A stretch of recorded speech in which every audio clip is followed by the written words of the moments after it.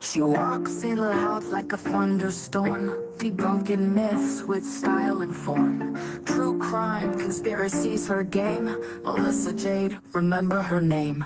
She's loud, feisty, spilling tea, diving deep into mystery, breaking down your wildest claims. Melissa Jade, she's got no shame. Microphone fierce like a roaring lion, unveiling secrets people been hiding. True crime queen of the digital scene, Melissa's got you hooked on her screen. She's loud, feisty, spilling tea, diving deep into mystery, breaking down your wildest claims. Melissa J, she's got no shame. Murders to cover-ups, nothing misses. Melissa's here to share her guesses. She's got theories big and bold, no stone unturned, no case cold. She's loud, feisty, spilling tea, diving deep into mystery, breaking down your wildest claims. Melissa J, she's got no shame. Melissa J, she's got no shame. Melissa J, she's got no shame. From murders to cover-ups, nothing misses. Melissa's here to share her guesses. She's got theories big and bold, no stone unturned, no case cold. She's loud, feisty, spilling tea, diving deep into mystery, breaking down your wildest claims. Melissa J, she's got no shame. Melissa J, she's got no shame. Melissa J, she's got no shame. Melissa J, she's got no shame. Melissa J, she's got no shame. She's loud, feisty, spilling tea, diving deep into mystery, breaking down your wildest claims. Melissa J, she's got no shame.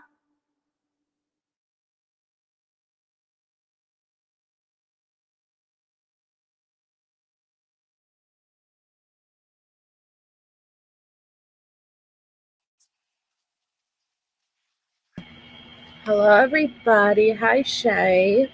Hey, Melissa J. Hey, everybody. Happy Mother's Day. Happy Mother's Day. Hi, Harlot. Did you get spoiled? Yes. Did you get Good. spoiled? Yes, thank you. When did you send it, Christina? If I checked my emails when I got off the live last night to send over the winners. So if you've emailed me since then, no, I have not. Thanks, Jennifer, for 16 months. Happy Mom's Day, Melissa and Shay, and all in chat. You too. Hi, Daryl. I hope everyone got flowers. Hi, Bendy. Happy Mother's Day, hon. You too, Jahara. So I was just telling Shay right before we went live, I apologize if I talk funny. And like my energy is going to be a little bit low. Hopefully it picks up. But like my TMJ just flared up about 42 minutes before the live starts. I have no control over it. Like it comes out of nowhere. So I'm going to do my best, but I'm going to try to also keep my talking a little bit to a minimum because obviously with the jaw, everything is hypersensitive and it makes it worse. But we're here. We have a lot to go over. I'm super, super excited. And so thank you all for being understanding, which I'm assuming you guys are going to be understanding. Thank you, Jack. MJ, I told everyone you were at Disney for being tardy. I hope I didn't dox you. Happy Mother's Day. I wish I was actually crying. I was like, it's amazing when you're in pain, like how even if you're not like a religious person, you start to pray to the higher powers, like help, you know what I mean? Right? Yes. I understand that. So if I turned my camera on right now, I have mascara like probably on my forehead. Oh, poor thing. It's really, You're like, it's Mother's Day, damn it. Like, what the hell? I know. That's when I pushed it 15 minutes. I was mid-ball when I pushed it 15 minutes. And I was like, I hope it goes away. I was like, I still got to go live. Because this is an important live. And I'm really excited about this live, okay? I know. You can't help it though. I mean, No, dude, it comes. Happy birthday, being bio girl. It's pretty crazy. Anyone who has TMJ knows, like, you're fine. You're fine. Everything's fine. And then it could be something that irritate, like something that will trigger it, or it could be nothing that triggers it. But when it comes, it's like that. It goes from 0 to 100 to where I was fine, you know. And then I was like praying to the gods, like a few minutes later. Yeah, I know, like, you gotta do exercises and stuff, like, it's crazy. um mm. Wait, it's not. Oh, okay, it's Monday for you, Daryl. I was gonna say. Oh, thank you, Pointer Lover. I sent you a PayPal. Thank you, Pointer Lover. That's so sweet. I need to fix my settings, because sometimes when I'll get a PayPal, I won't know until a week later because my notifications for some reason don't go through. So unless I go in and check it, I don't know. So if you've ever sent me a PayPal and like, this bitch didn't even say thank you, it's because I don't know. Like, I have to go in, and usually it'll be a very delayed thank you. Hi, so there's that. Oh, cheesy. No, that's okay. Like, I'm really, really excited. I'm really, really excited. And it's bearable right now. So okay, hold on. Actually, no, let's do our missing child, and then I'll do Happy Mother's Day, Tess. Shay's gonna read our missing child, and I chose Texas because Texas. All right, we have Natalie Herrera. She's been missing since April 15th, 2025 from Woodway, Texas. She's 14 years old. There's an associated. An associated child, Anastasia Nicole Herrera, who is 15 years old as well. And if you have seen them, please call the Woodway Police Department in Texas at 254-772-4470. Thank you. Okay. Hey, by the way, have you looked into the Lily and Jack missing kids? Because I wanted to cover that, and I've been following it. I have not. I just finished catching up on the retrial stuff. I don't know if I could take on anything else, but you never know. Right. It's an interesting one, but already I could see the vultures going at it. What is it just like two 6-year-old and 4-year-old little girl, boy, missing siblings, but there's a lot of discrepancies, and the parents, but which we should learn by now. What? It's international, right? Yes, Canada. And so, you would think that we'd learn by now, even when there's discrepancies and stuff. Like, I did that as a creator too when I first started going live, is I jumped the gun, and I didn't realize, personally speculating and then publicly speculating and being accusatory is very different. And so you would think after everything, these channels wouldn't go right for the gut. You could talk about it, you could theorize, you could speculate based off the facts, but let's not just hammer right in, because you really never know. I saw that people have lives about it, but I didn't really know much, but I would be happy to look into it if you want to cover it together. Yeah, I'd love that. Yeah. And thank you, Kimmy Shore, for 4 months. Happy Mother's Day to you too. Okay, so put a 1. Yeah, they are Emily Pickles, and it's lovely seeing you, Emily Pickles. I feel like it's been a minute. Hey, Angel D, Hippie Chick, everyone, thank you so much for being here. Okay, so put a 7 in the chat if you watched the Keith Morrison Dateline episode, the what was it? The Terrible Night on The Terrible Night on King Road. Robin says 7. Tobin 7. You watched it Friday. 7. Hey, Carolyn Cooper. Oh, look, a squirrel. All of my best people. Hi, New Sissy Mom. Oh, it's been forever. Hey, AU Mom. Madonna, Lisa. Rough and Miss It. Okay, don't worry. We're gonna. Yes, Harlot does 777. I'm on the double 7. Yeah, I did double 7. Okay, I did double 7. You didn't watch it. You fell asleep halfway through, Emily. Well, the first half was really the meat and potatoes. Yeah. The first thing that I'm gonna say, and don't worry. Hey, Jamie. Don't worry. We're gonna give you a full recap of what happened, so you're gonna know what the hell happened even without watching it, even though And I definitely suggest watching it. yeah, I legit made a timeline, like based on every date they said in there, so we could go over it. I was just like, what? Okay. Well, did you have a timeline you want to maybe pull up, or a timeline for reference for yourself, you mean? I mean, we could pull it up or we can reference it. It's Oh, up to you. sure. Yeah, I got my notes, which are not pull-upable, but I could pull up yours if you want. I'll just follow along with my notes. Sure. Let me. Of course. You almost fought. He came in at the last 30 minutes, looked me in the eye as I was actively watching it, and asked if he could change it. Hey, you mom. Oh, Daryl. Well, don't worry, Daryl. I got you. Like, we got you. This is what we're here for. By the way, guys, AU Mom is the one who does like all of the work as far as getting the emails ready for me for Wade. And so shout out to AU Mom. Like, she's the sweetest thing. And she, honestly, how much time she saves me by getting all of that and putting it together for me, like, it's incredible. So thank you again, AU Mom. You're amazing.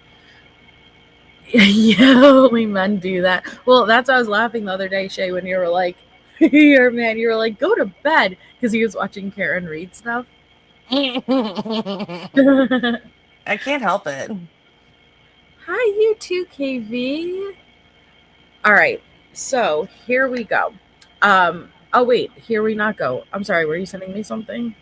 Yeah, I was gonna wonder if you wanted me to like pull it up on my laptop or if you want me to send it to you. 'Cause I have an Whatever Excel you right now. prefer.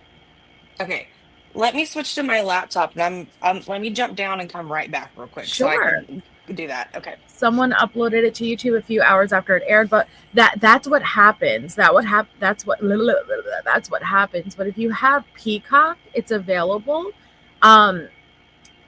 Hey Lisa, can you email me? I'm gonna ask Lisa and Samantha. You've enjoyed the Pro Burger Cope? Oh my god. Yes, growing up Oreo. Okay, honestly, so here's the thing that I want to say. Tess, we know how much work it is, but we did it by screenshotting. She does it, and I'm not saying she doesn't screenshot, but she puts it together. You know how much of a lifesaver that is. Like, so I didn't mention because I'm like, I don't know if she wants me to or not, but you deserve that credit, so thank you. Here's the thing while we wait for Shay. I am likely to believe a lot that is in here. Now, when I say that, I always say don't just believe mainstream media because they say it, right? And be very careful with sources. But Dateline is a really big show, right? And that has been around. It's like grandfathered in. Yes, it was a gorgeous day, Aries. Gorgeous day. You too, Grace. And so I know that they're not going to just put something out, at least something like to the extent of what they're claiming. We're going to talk about that, Texas Ranger. Hey, Chase. Because you have to realize if they put something out like that and it's not accurate,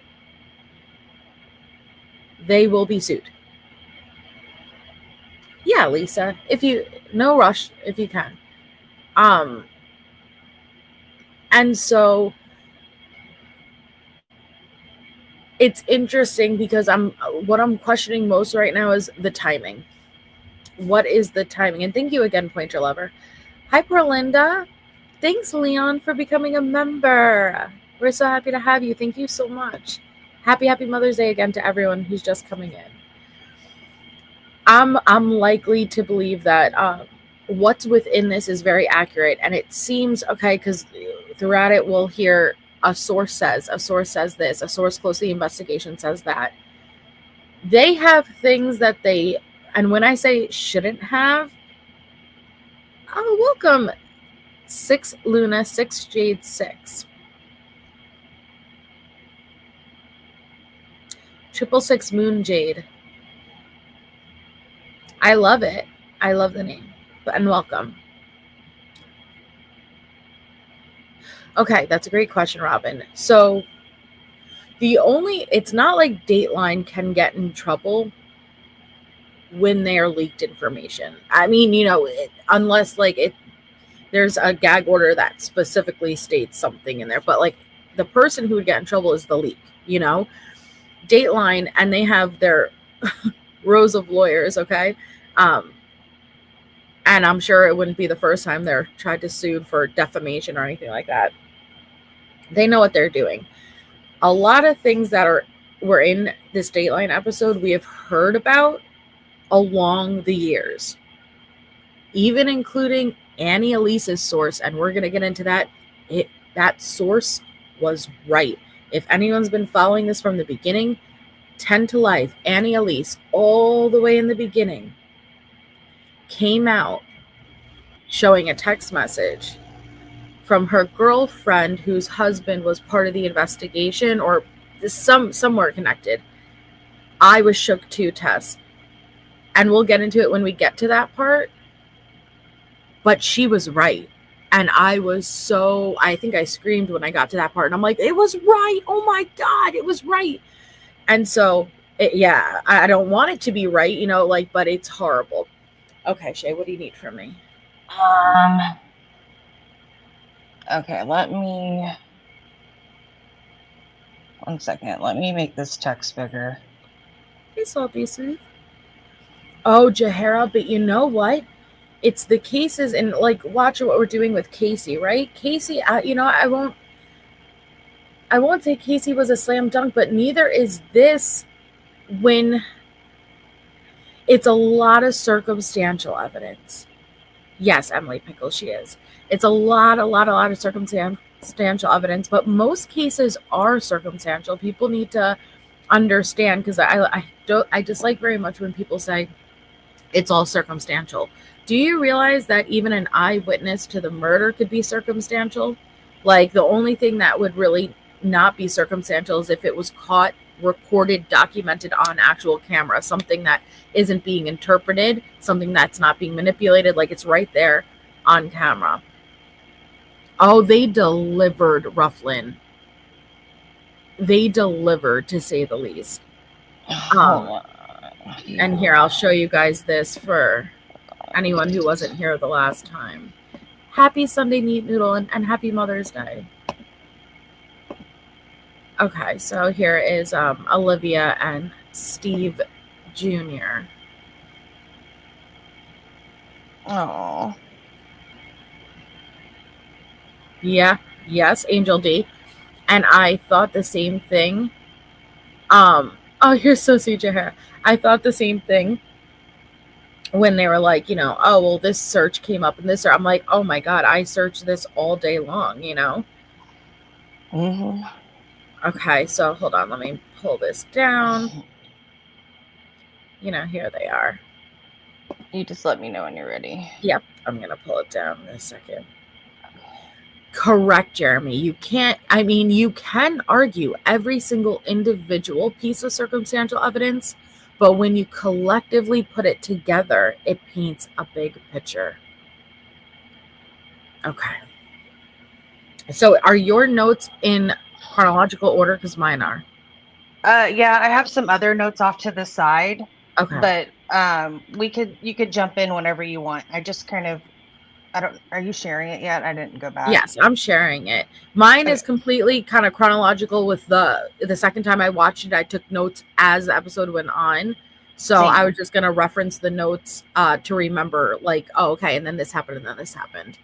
Okay, yeah, that's kind of what I did. So we got it where it's starts off with Brian's Amazon search for the K-bar, which we knew was between March 20th to March 30th. No, it didn't start off with that, Shay. It started off with Dateline came in with their sources, which, again, their sources are closely investigation. I don't know what sources that are, but I can tell you, I believe they're close to the investigation. And the first thing in my notes that came out is the sources believe Maddie was the target.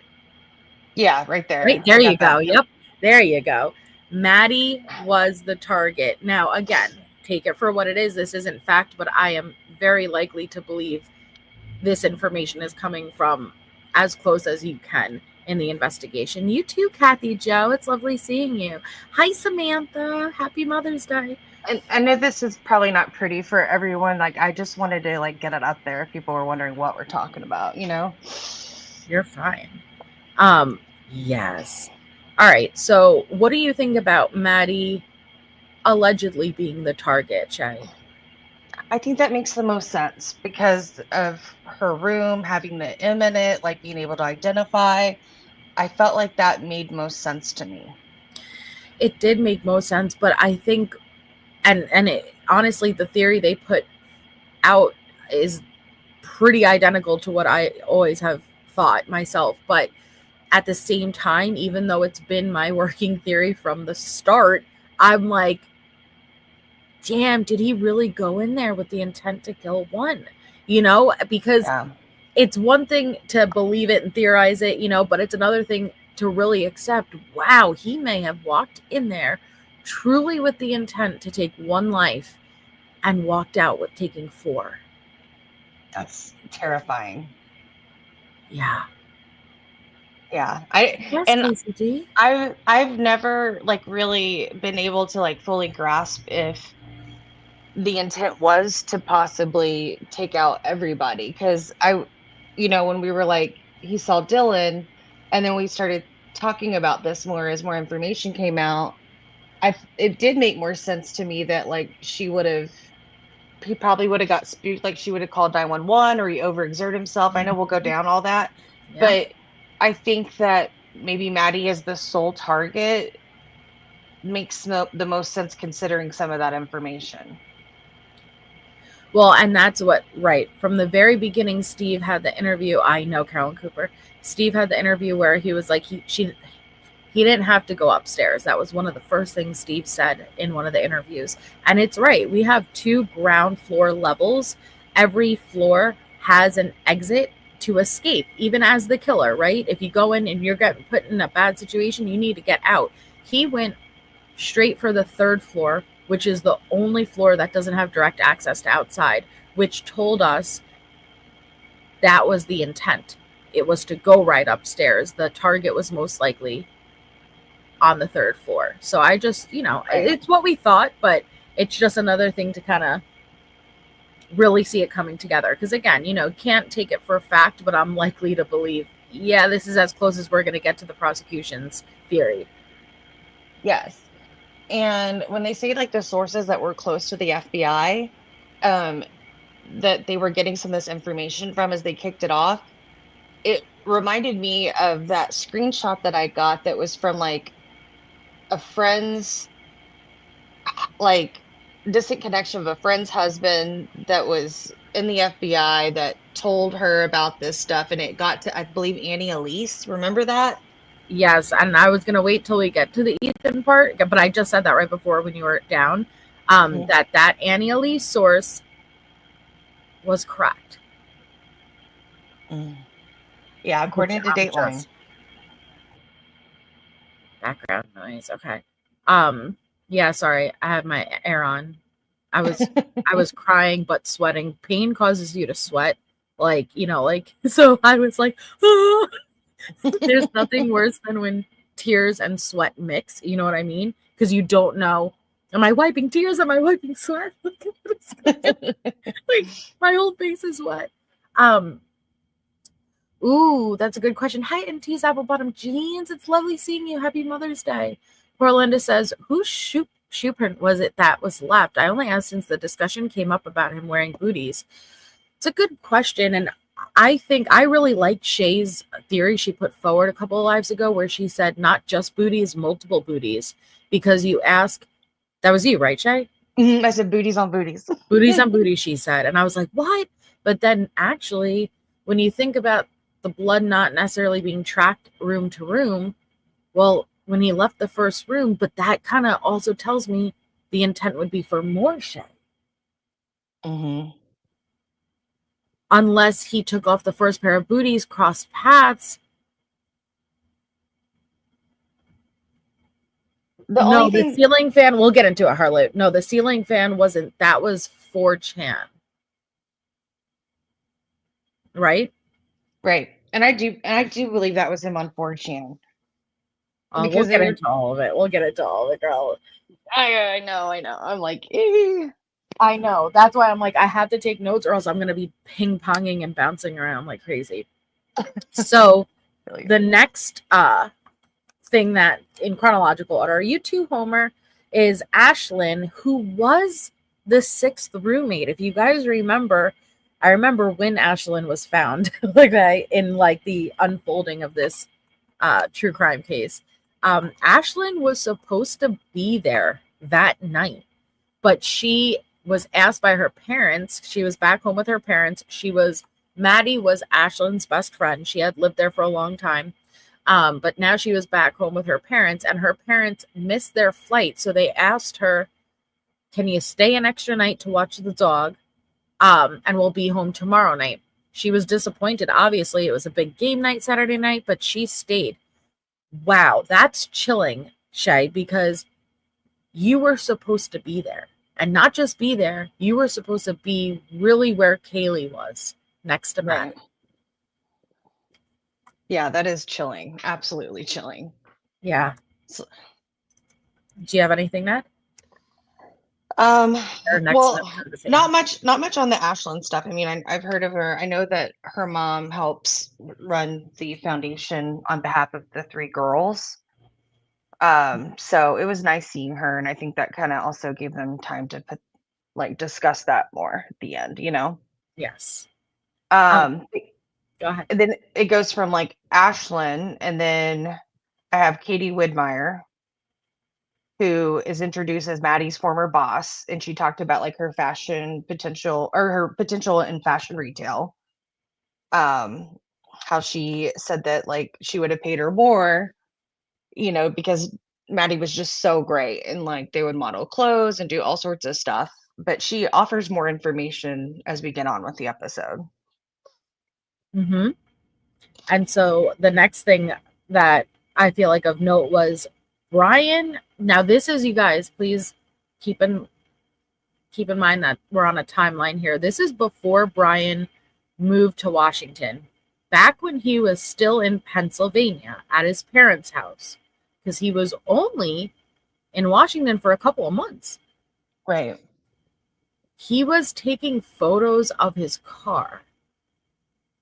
But weird photos, Shay. Do you not think like they're just so random and out of context? Like it's not even just like of your whole car versus just up close random shots of his car. Right. So I have that on there. So they do like a little prelude that like he searches for like the Amazon K bar, like it was premeditation, kind of alluding to that. And then on 6/20/22, he takes a photo of his Elantra from the front, from the back on this one. It shows like his license plate. And I guess that was the day he was supposed to be leaving Albrightsville, Pennsylvania. I thought that was kind of interesting that he would take that picture. He took the picture, as Keith said, as he's leaving the driveway of his parents to go to Washington, to take another photo of your car with the license plate. It's strange, but like Shay said, okay, guys, back 8 months before the murders, Bryan orders on Amazon this K-bar, this knife sheath, and the sharpener using a gift card delivered to his parents' house. 8 months, so that's really premeditation. Even if it's not specific to the victims, it shows premeditation to kill. Yeah, and I think Dateline did a pretty good timeline based on what sources they have, like to give information. I found it very like enlightening. It tells a story. I agree. I think it was very well done. And then so then it goes to he arrives at WSU housing on June 30th, 2022, and he takes a picture of like his apartment complex. Right, as he's arriving. Soon as he got there, like snap a photo, but also it also got into a bit about how Bryan overcame a heroin addiction. And Bryan in high school, guys, he was overweight. I don't know if you guys remember his high school photo, but he had lost 100 pounds.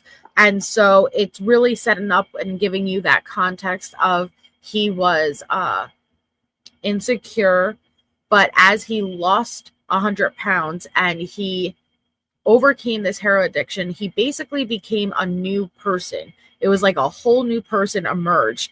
And they mentioned how in something he had wrote years before, he referred to himself as, quote, sickly, tired, useless man. So when he looked in the mirror, he saw a sickly, tired, useless man. But now, fast forward, as he's pulling out of his parents' house, and heading out to Washington, he's down 100 pounds. He's overcome a heroin addiction. He looks completely different. He already has schooling under his belt, And so I'm sure that does play a factor, Shay. But the point is it gives us insight into how he saw himself, and he didn't like how he saw himself.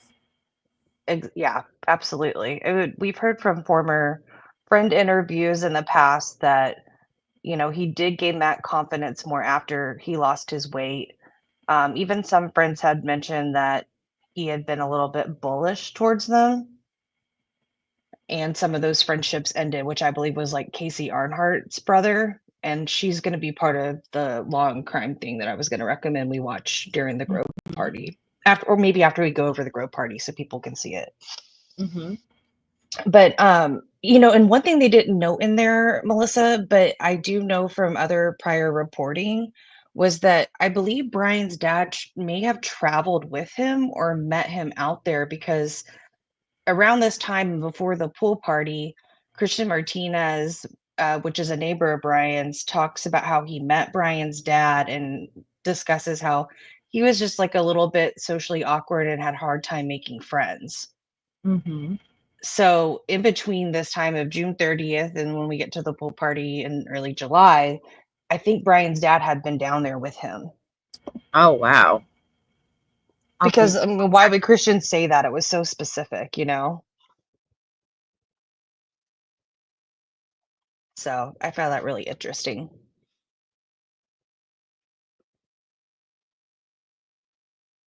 Hello?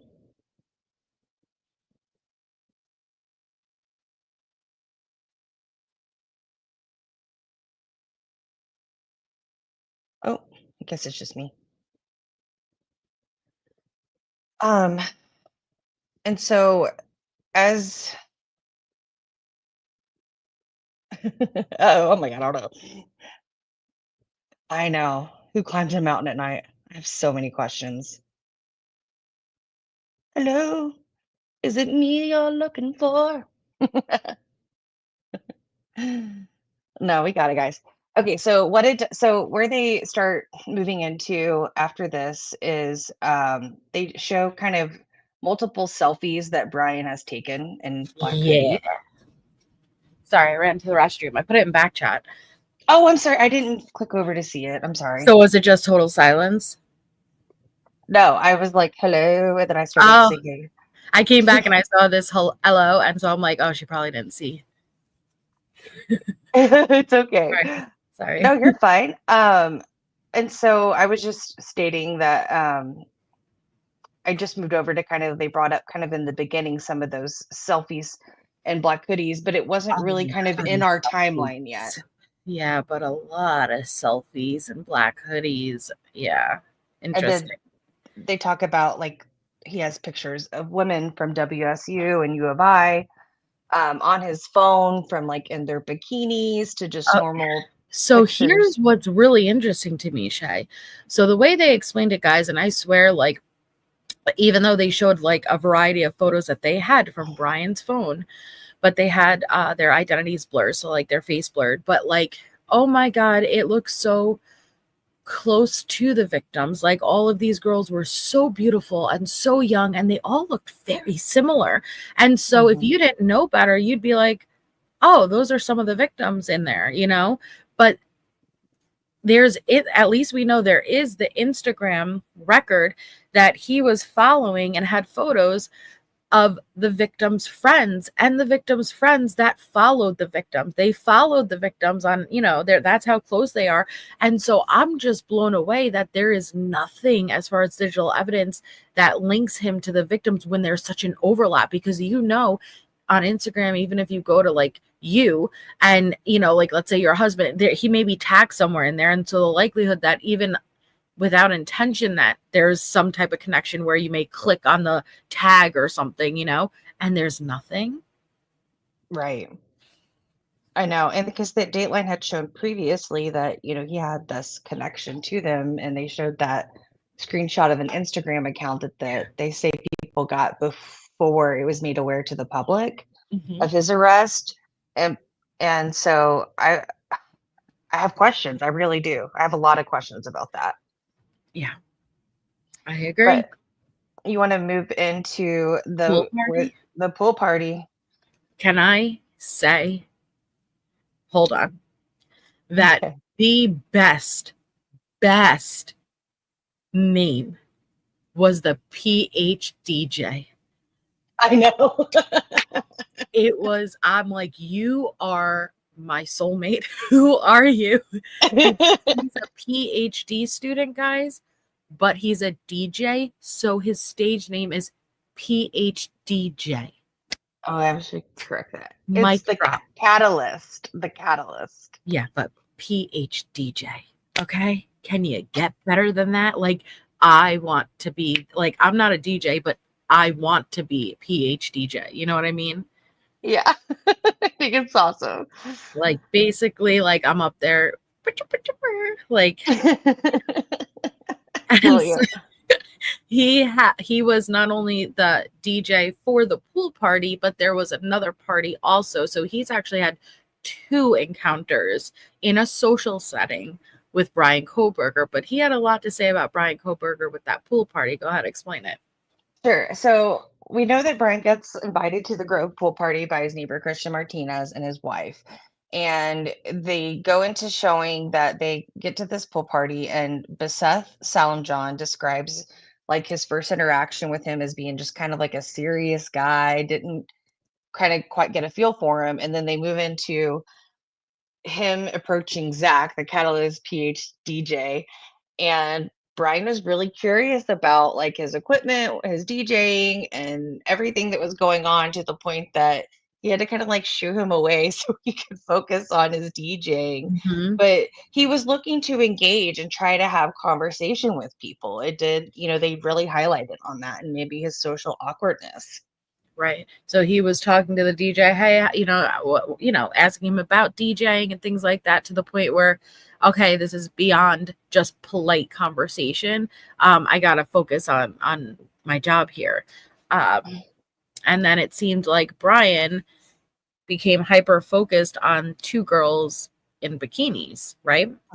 Yeah, and one of them had like a little black thong one on and some tattoos. Apparently, this is kind of what we knew about her before. And then it comes out that her name is Holly on Dateline. She's on there, and she describes that she also was in a PhD program for plant science. And I think she sounded like she just gave him a shot and was being kind to him. She gave him her phone number. And then he did text her the next day, which we'll get into. But after that, he became fixated on a couple of women, and one was married. And her husband, I went over there to kind of, I guess, like intervene, and, you know, like, Bryan I don't still know. did take the hint. It was the girl. Yeah. He was hyper focused on these 2 girls in their bikinis, and I guess he was lingering a bit too long around them, and to the point where the one even hand gestured to her husband, who had to come over. But even at that point, Bryan apparently didn't take the hint. But see, I was surprised with this, because knowing that Bryan was actually interacting with a couple of females, that even with Holly, mingled with Holly, she's like, all right, you know, like, he's a PhD student like me, but, you know, a little awkward, you know, like, I'll give him my number, you know. And Right. so there's a couple of girls I thought he would be more kind of in the corner observing, but I was surprised to see, okay, he's actually conversing. Yeah, he definitely put himself out there. I mean, they said they had like they jumped in the pool, and he still just wasn't picking up on it. And then one of the things I found shocking after that was they go into, after this pool party, Bryan visited Moscow after dark in that specific area and continued going there a dozen times until mid-August. So the night of right after this party, this is nuts. It is. And I'm sorry, Kelly, like everything in my life kind of sounds like a serpentine belt being broken. So I apologize, but I shut it off. Okay. I shut it off. But like, sorry, that specific example, like, yeah, that is probably the soundtrack of my life. Okay. So sorry. But go ahead. Okay, what's our next point? Well, then we get into the next day where he texts Holly, but I don't know, do we want to pull up the law and crime and kind of show who some of these people are? Because they have some interviews that they did. It's up to you. Sure. Okay. You want me to stop sharing? No, I could just I'll keep you there and I'll be able to move back and forth. Okay, you do that. So come the next day, because again, Holly had given Bryan her number and he had texted her initially at the pool party. But come the next day, because one of the things that they had spoken about was how she likes hiking, right? Mm-hmm. So come the next day, Bryan texts her. Do you have the exact text? Yeah, it says, "Hey, I'm pretty sure we spoke about hiking trips yesterday. I really enjoy that activity, so please let me know. Thanks." Mm-hmm. And she, mm-hmm. oh God, she's like, she describes how, like, looking back, it seems like he was like really formal in his messaging. Yes. And then Shay, what I did think about, because I wouldn't be surprised if he does have like maybe autistic tendencies, or maybe ADHD, a lot of overlapping symptoms. But one of the things in the motions in limine regarding the motion to strike the death penalty, right, was the formality. Talks in a very formal way. Right. And I've also noticed there's some formality in some of the social media posts too that are out there. It's wild. Mm-hmm. But she basically described that the universe intervened. She got distracted and never responded to him. Okay. So again, here's Bryan, one of his yearbook. He's not even big in this one. I think the first part is with Casey Arndt. I don't know if you want to play all that. No, it's 25 minutes. I'm not going to play all of it. But what parts I didn't. Oh, okay. Hold on. Let's see. And this still isn't when he was at his biggest point. Yeah. Okay, let me see. I think it's more towards the middle. Sorry, I didn't grab a timestamp. I know it starts out with like his life and DeSales. It kind of goes through his friends there. It was mid. I can tell you where it's at. Keep going.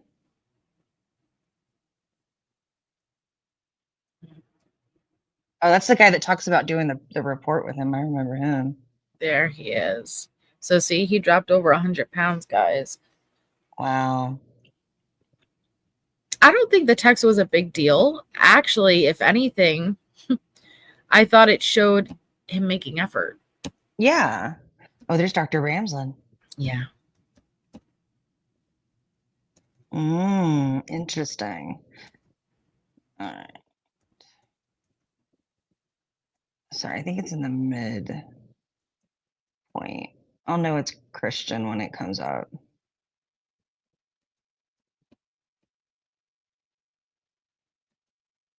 Sorry.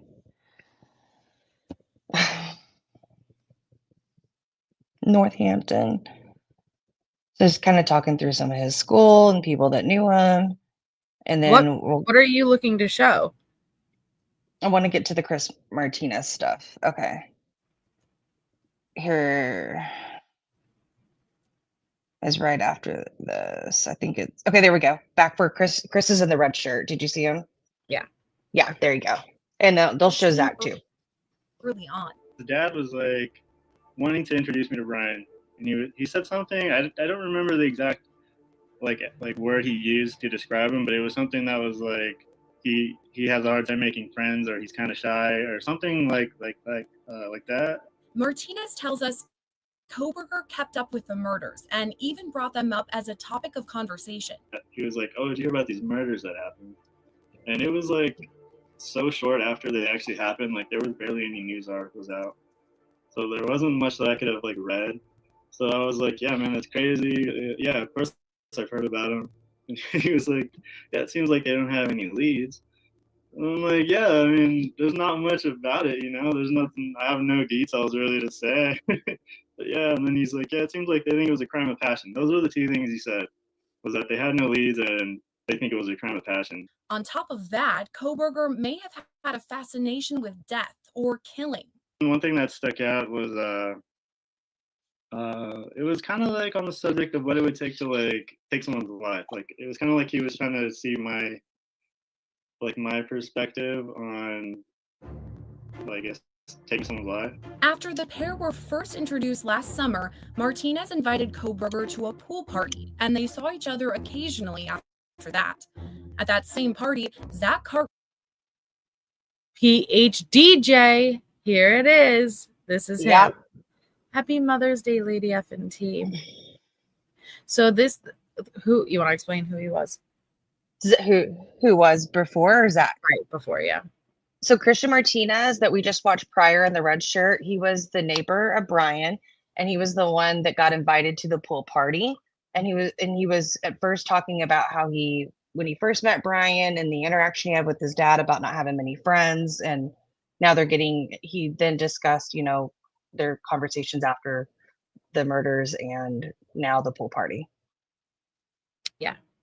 And Harlot, I actually remember that neighbor. If you guys remember, that came out a long time ago.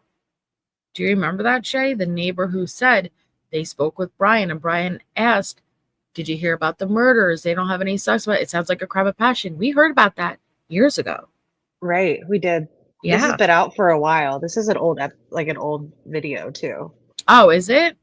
Yeah, it's an older one. Yeah. This one? Yeah, I think it's let me see what the date is.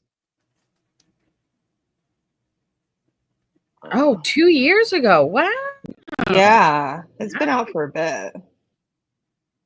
Yeah, Lisa. When it's a quadruple homicide, and it's years, and it's such a massive case like this with a gag order, because a lot of misinformation and disinformation gets mixed in. It's hard to keep track of everything. But yeah, we heard about that years ago. This is March 15th, 2023. Mm-hmm. But yeah, Zach is the catalyst, PhDJ. PhDJ. Kohberger for the first time. He did seem pretty kind of just socially awkward and kind of hard to carry a conversation with, if I remember correctly. But besides that, he mainly just stood to the side and was really observant. And so much so that based on that one small interaction, he knew exactly who I was maybe a month or so later when I saw him on that hike. When they crossed paths again, Cartwright says it was strange how quickly Kohberger recognized him. It was really weird how he approached me and the people that I was with, because he acted kind of like we were best friends, or it was like a reunion or something, and he was really excited to see us, and I had no idea really who he was right at that second. Those two small interactions proved important enough for Cartwright to be interviewed by the FBI after Kohberger's arrest. I did speak to the FBI at one point. I do believe that they spoke to a lot of people that were at that party. It may be because that was one of his very first times, if not his first time in Moscow. Martinez and his wife were also interviewed by the FBI. He tells us his wife always felt something was off with the now suspected murderer. She didn't have a good feeling about him, because every time I would tell her I'm going to invite Bryan, because he didn't have any friends. I was trying to bring him out and maybe meet people he can, relate to. But she was always like, "No, please don't." There was just something about him that she didn't like. In recalling their conversations after Kohberger's arrest, some key points stick out. I guess looking back, it's kind of funny because he was talking about he was talking about genealogy, because I was talking about the 23andMe, because my sister had just did all that. And then he brought up something similar in his studies that had to do with being able to catch criminals. because of their relatives' DNA, which is, I guess, how he got caught up in his mix. The probable cause affidavit released after Kohberger's arrest revealed a knife sheath was left behind at the crime scene containing a single source of male DNA. When compared with DNA recovered from the trash at Kohberger's parents' home, it proved to be a near perfect match. When the FBI interviewed Martinez, they asked whether he had ever seen Kohberger with a similar weapon. They just asked about, like, if he had a knife on him or anything like that. If I ever noticed him with a knife.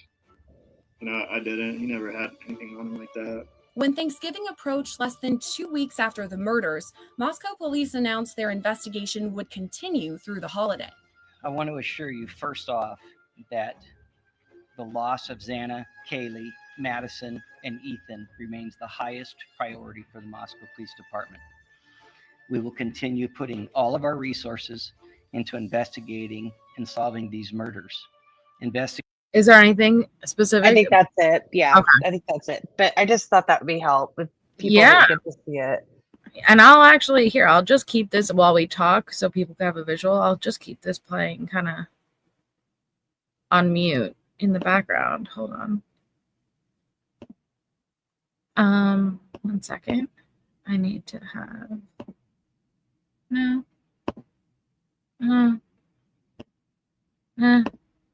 What? Mitch, let me fix it. Hold on. You're all good. Yeah, I know, poor Linda. They didn't say who the DoorDash driver was, but I'm not surprised because that has been kept under wraps. The DoorDash driver is going to be a witness, guys. Oh, for sure.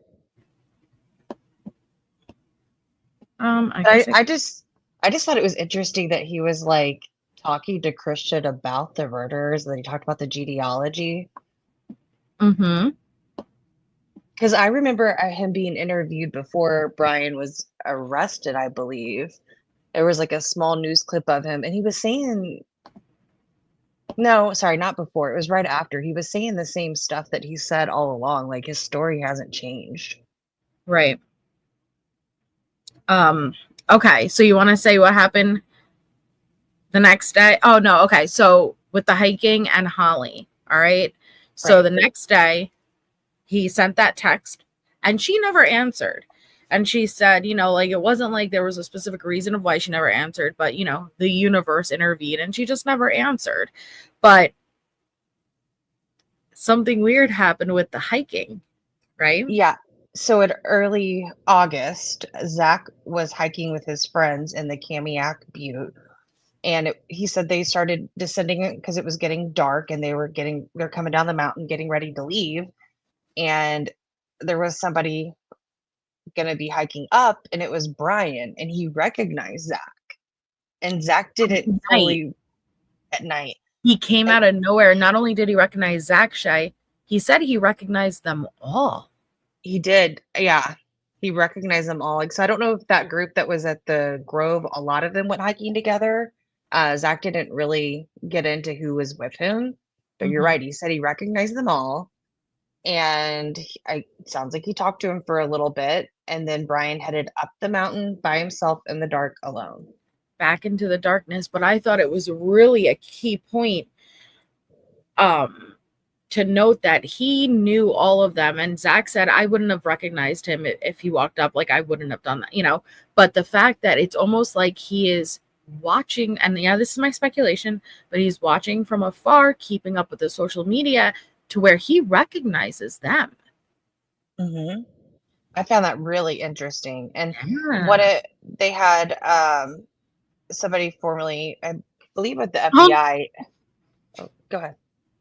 Read Gidget's comment. Don't do Keith like that. Oh, I love my Keith. He's getting old. Well, we'll get into the theories of motive, Jenny, in a little bit. So go ahead. But I found it interesting that one of the, I believe he was former FBI. He said that he operates under the cloak of darkness. I took that down. I found that interesting. Mm-hmm. So, and I felt like that was kind of highlighted right after the hiking, like just showing like he was doing stuff that people would normally kind of do during the day at night.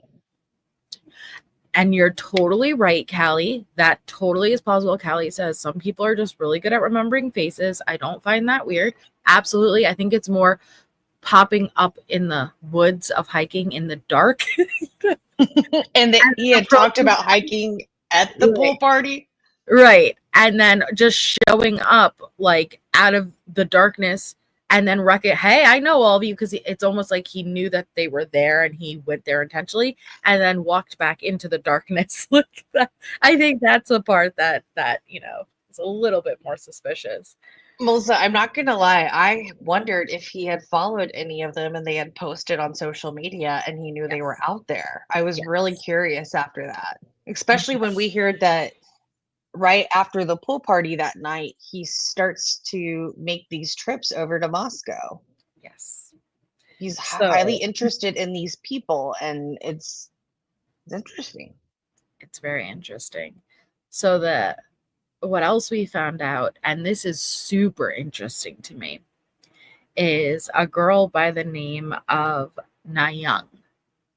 Mm-hmm. Unless, do you have anything before Nayoung? I do. I have some stuff before, because she's in September. So August 16th, they say that at 4:42 p.m., Bryan Googled Ted Bundy and his WSU professor. I think her name is Emily Pednault. She wrote a paper on Ted Bundy. Actually went and found the paper, and so they notate that. We'll later find out in the episode that by former students, apparently he had struggles with Emily and her English usage. Apparently, like she struggled with English, and he was very formal and would correct her and belittle her. So I find it interesting that he Googles in her paper, and then later on you find out this other information from other students that she wasn't really treated kindly by him. Right. And then at 5:16 p.m. that same day, Maddie posts a picture on Instagram of her roommates. All 5 of the roommates, female roommates. And then at 5:30 p.m., there's a noise complaint, and police respond to the 1122 King Road house. Kaylee is talking with the cops, and then Hunter Johnson walks out of the sliding glass door, if you guys remember that. That's the 16th. So that's the next day. But you want to know, again, what's interesting is you go back around to Bryan making those questionnaires. And specifically, that guy said he would call in noise complaints, right? Right. To see how long it would take for the police to be dispatched and arrive. And so it makes you wonder if Maddie makes that post on the 15th and she shows all 5 of these roommates, these gorgeous girls, right? And then the next day in the afternoon, the noise complaint comes in. Was he testing the time? Yeah. Was he testing the time? Was he not that far away? Because we do know and we'll get more into that later on, but he was pinging in that area a lot. Right. Within 100 meters. And then it goes into August 21st is when at 11:40 p.m., he gets pulled over in Moscow, and he gets the ticket for the no seatbelt, which was going to be part of that 404B evidence that we went over. That's going to be redacted, remember? Yes, because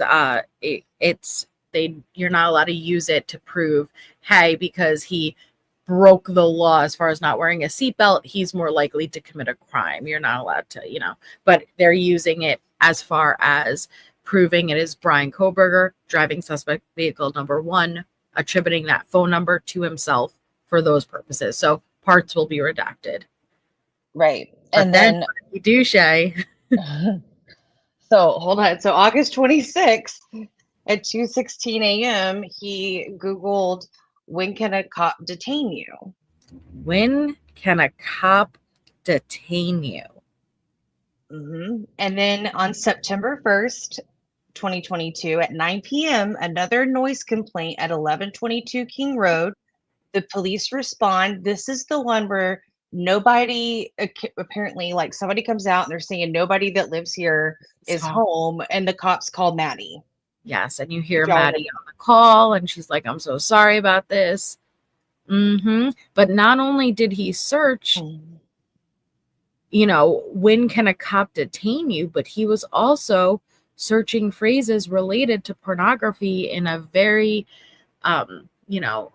asleep, unconscious, drugged, those related searches. Yep. I think I also have in here that Katie Widmeyer, which was Maddie's friend, that she was the one that had the fashion retail store. One of his students that was in Bryan's class apparently told her she never had received a C on an assignment, and that it was very well known that Bryan had a problem with women. So I meant to say that earlier. I had that in my notes too. And then, so now we're about to get into Xana Ko. And I don't know if you want to start with the day before the incident at our apartment with the keys, or if you want to, what do you want to do? So the way that Xana is a beautiful she is a PhD student also, and her and Bryan shared an office, right? Yeah, and they lived at the same apartment complex. She's a Korean woman. And so we had actually heard about her. We just didn't know her name years ago, okay, in related to an incident we're going to talk about. So Xana and Bryan seemed to be friends, okay? And she, as she put it, where am I? My notes aren't as nice and organized, but she put it as she felt something about Bryan Kohberger. And it appears that she may have made a little bit of an advance towards him, and he pulled back and wasn't interested at all. That I found very interesting, Shay, because if he is really falling into this category of he's putting himself out there, but he cannot get a girl's attention. I found it very interesting that, we find out that this girl felt something about him initially and advanced, and he pulled back. But the only thing I could think of, Shay, is he had a type in his mind. He had a very specific type.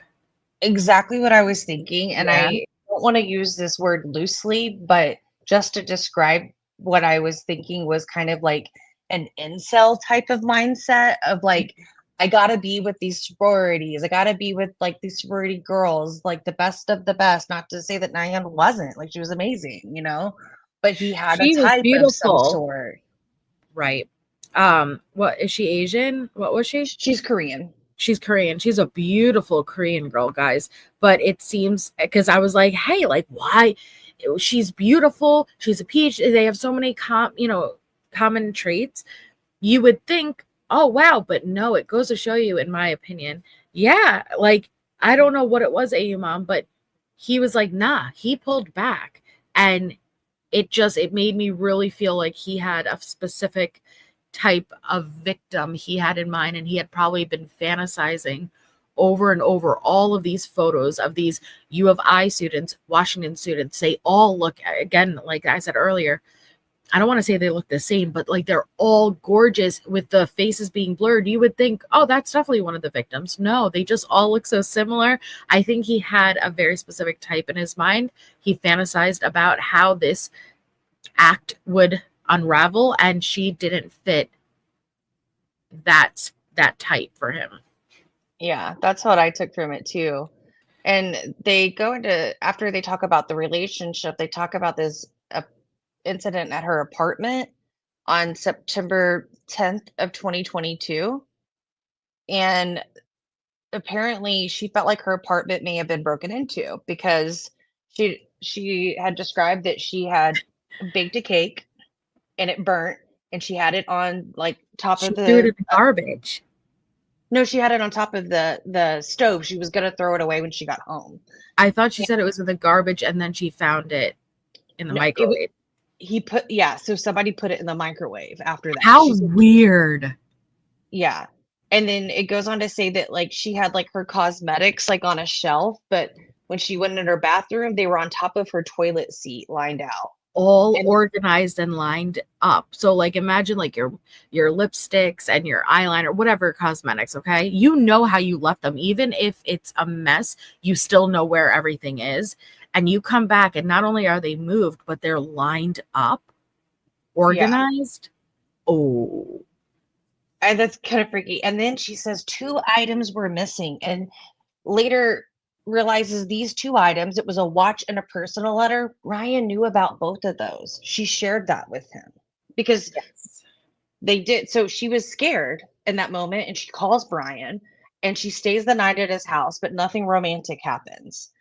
And not until later does she try to put these pieces together, because like he knew about those missing items. And then she remembers back to September 9th. So the day before this incident, she had her apartment key in the drawer of her office desk that they That shared she together. shared with Bryan.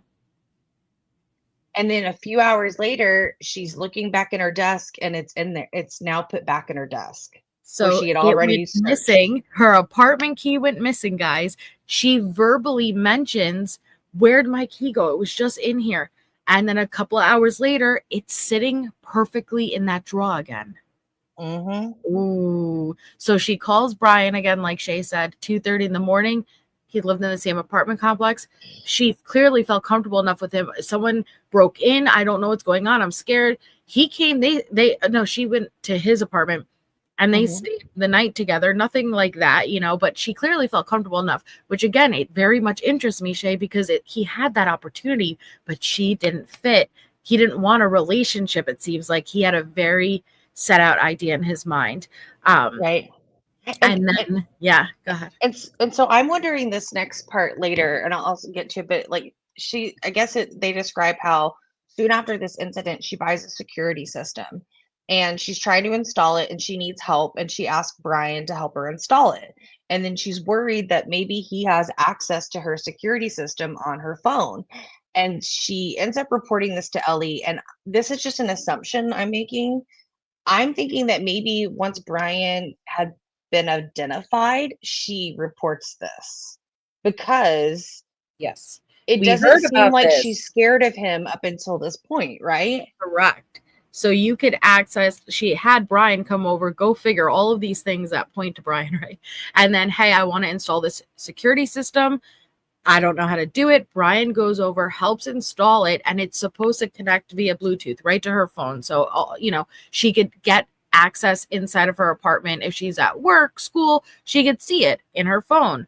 But then the thought crossed her mind, most likely, like Shay said, once he was arrested, did he have access inside of my apartment? Did he set it up to where he has live feeds of my apartment? Exactly. And Do they you remember did. hearing about this years ago, Shay? I do. We just didn't know who it was. We heard Right. it was like a classmate. Yes, a neighbor, classmate, yeah. But we had also heard that there was an Asian woman that neighbors in the apartment said he would hang out with. Remember? Yeah. Yep. And so I found that really interesting. But according to Dateline, they say that she's reported this to law enforcement and she was not willing to speak with them at all, on the record, off the record. Right. So then we have, God. I was like, we have late September, or we're going to get into the dean at WSU. Yes. So Right. Bryan gets into a fight with his professor 1 month in. 1 month, it just started August, guys. Now we're towards the end of September. He gets into a fight with his professor. And then at the end of this September, he had to have the norms of professional manners with the dean. Like the dean had to sit him down and we need to go over what the norm is of professional manners, because I'm very curious what was going on. But think about Anne trying to make sure she gets all of this thrown out, all of the witnesses who are going to come forward and say that they had uncomfortable situations. This is what Bryan did as a TA, whatever it may be.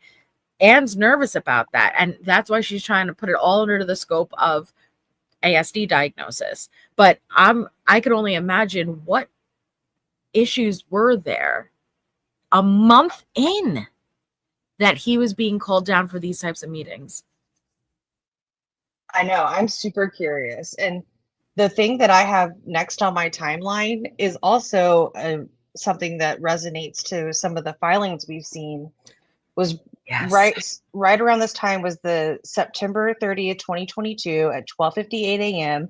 Mhm. Bryan Googles sociopathic traits in college students. That is so fascinating. 12:58 a.m. on the 30th, right after he has this meeting with the dean, he's searching sociopathic traits in college students. So again, if you don't know the difference between a sociopath and a psychopath has no concern for human emotion. A psychopath has no concern for human life. That's the best way you could kind of like, obviously there's a lot more that goes into it, but sociopathic is no regard for the human emotion, no regard what you do to the person. Psychopath is no regard to the human life at all. Right. But that's really interesting because that gives us some idea of, is he trying to understand emotions he is experiencing? Is he trying to understand himself, Shay? Yeah, I mean, we don't know if he was doing it for school or doing it about like Googling about himself. We don't know. I very much think it's about himself because as the Google searches will continue, it always correlates directly with something, an event that's happening. Absolutely. And then after this, in early October, they state Bryan's phone shows up 3 more times hitting the cell towers near King Road. Within 100 meters of the house. Mm-hmm. And then they get into like a psychopath, psychopathy, social. Did they say sociopath too? I thought it was just psychopath. They started, well, sociopathic traits was Googled on September 30th, but he also Googled something about psychopath later on. Yeah. But no, like Anne didn't want any murder, no, any derivative of the word murder, murderer, and psychopath. Mm-hmm. And then we get into like where Dateline presents in like quick snapshot a series of browsing in Google. Bryan does. Do you want me to just read off the timeline what I got? Yeah, because that one Google search really is just outstanding. Okay, so on October 4th, 6:12 a.m., Bryan browses women from WSU and U of I, like those photos that we were talking about earlier. Mm-hmm. Then on October 5th, the following day, 3:29 a.m., he's browsing the same thing for these women. And then we get to October 9th, guys, and at 2:15 a.m. and 2:25 a.m., he's Googling prawn material that has to deal with people being drugged and sleeping. Mm-hmm. What the hell? And then he had searched, can psychopaths behave pro-socially? Now, October 19th, yeah. Do you see the difference between that first, the fact that he's using sociopath and psychopath, because it wasn't consistent, and that stood out to me. One search had to deal with, would a sociopath have, sociopathic traits in college students, but this one was, can psychopaths behave pro-socially? I see this as him trying to analyze himself. Absolutely. And in between some of the dates that we were just like going over real quick was October 14th. That's when he got pulled over by WSU for running the red light. So he got pulled over 2 times within 7 weeks. And he Googles himself 4 times at that point. Within a span of 14 days, yeah. Mm-hmm. So then he had the WSU meeting improvement plan. And wait, no. We got one more. Hold on. On November 1st, 9:36 p.m., Bryan takes a photo of his car from the front with no license plate outside his apartment. And then on 11/2, Bryan has a meeting with his WSU for an improvement plan. Remember? Yeah, that's what I just said, the improvement plan. Okay. Sorry. No, you had the car. Yes, he took another photo of the car, which again, it's interesting because the photos of the cars, it's not like, I don't know, like I don't think taking a photo of the car necessarily is weird, but knowing it's kind of documented from the moment he left Pennsylvania, and the photos themselves are just it seems, I don't know, like they're very just random and head on and not good shots, like to where why would you want this photo type of deal. Right. Like, what significant meaning does it have to you? Right. But then go ahead.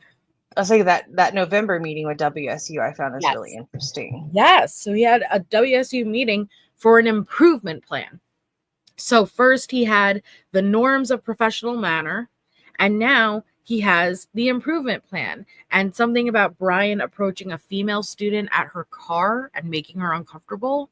Mm-hmm. She reported it. Yeah. Mm-hmm. So again, you have to remember, semester just started the end of September. We're at the end of I'm sorry, did I say September? I mean August. Now we're at the end of September, August, October. Oh my God, why can't I? You're fine. We're at the beginning of November right now when this happens. So originally it was the first meeting that he had with the dean was September. late September, right? Yes. And this one was November 2nd. Yes. Okay. So there should be no reason. You're talking about month intervals. Do you know how inappropriate you kind of have to be to get pulled in and have those types of conversations with the dean? And an improvement plan. He was only there for a total of 2.5 months. And he's already gotten in trouble like that. Yeah. I find that really interesting. Well, what I found interesting, even as far as him approaching a female student in a car, we know his fascination now more than ever with Bundy, even his connection with Mom, Ransfield. When I now hear he's approaching the female student at the car, something Bundy would do with his victim. Right. Yeah. Yeah. Did you think of that? Yeah, that gave me Bundy vibes. Like, that's why I was like, Bundy maybe vibes. on my off time, I would have read that Lady Amberly's research project to see, like, what was he so interested in? Well, Shay, Bundy did with hiking too. He would take his, he had victims out in the trails when they were hiking and stuff. There's a lot of eerie similarities. And then he did necrophilia out there too. It's pretty gross. You sure did. So then you have November 7th with his phone connecting once again to the tower, 100 meters from the house, guys, 23 trips hitting that tower in the 4 months before the murders, all after dark. So now I think about that, Anne, right? You have to show what's unusual, you have to show a pattern. Oh, it's not unusual for him to be driving out during these nighttime hours, which I don't think they're going to have an issue showing that. How many times did he disconnect from the tower? I'm very curious, because now I'm starting to think they may be having a few times where he did. I think that he did a couple of test runs. I think there were probably nights where he thought that was going to be the night, Shay. So I wouldn't be surprised if we see disconnecting from the network at times. Yeah, that would be interesting to know if he was doing that, because we haven't gotten any info beyond the night of the killings. Right. Yeah, stargazing. And then, so okay. Mine is 10th, November 10th. What's your next one? Same thing, girl. Yep. So he actively stopped using his debit card on November 10th. Now we're 3 days prior to the murder. It makes you wonder, did he know? Because premeditation is huge, guys. It's huge as far as can he prove that in court. And so just, but between us, I'm thinking, like, did he know he was getting prepared to do something? Was he planning specifically for that night? But why would he stop using his debit card? Yeah, I found that really, really interesting. Yeah. And then the November 11th one is like the one that floors me. Is go ahead, tell them, guys. 2 days before the murder. Bryan began using anti-forensic methods to clear evidence from his school computer. Anti-forensic methods to clear evidence from his school computer. But why the school computer is my question. You know? Because it's going to be linked to him either way. Yeah, but what would you be doing on the school computer? Those chemicals, I don't know. You got that in my head. Yeah, I don't know. I really don't know.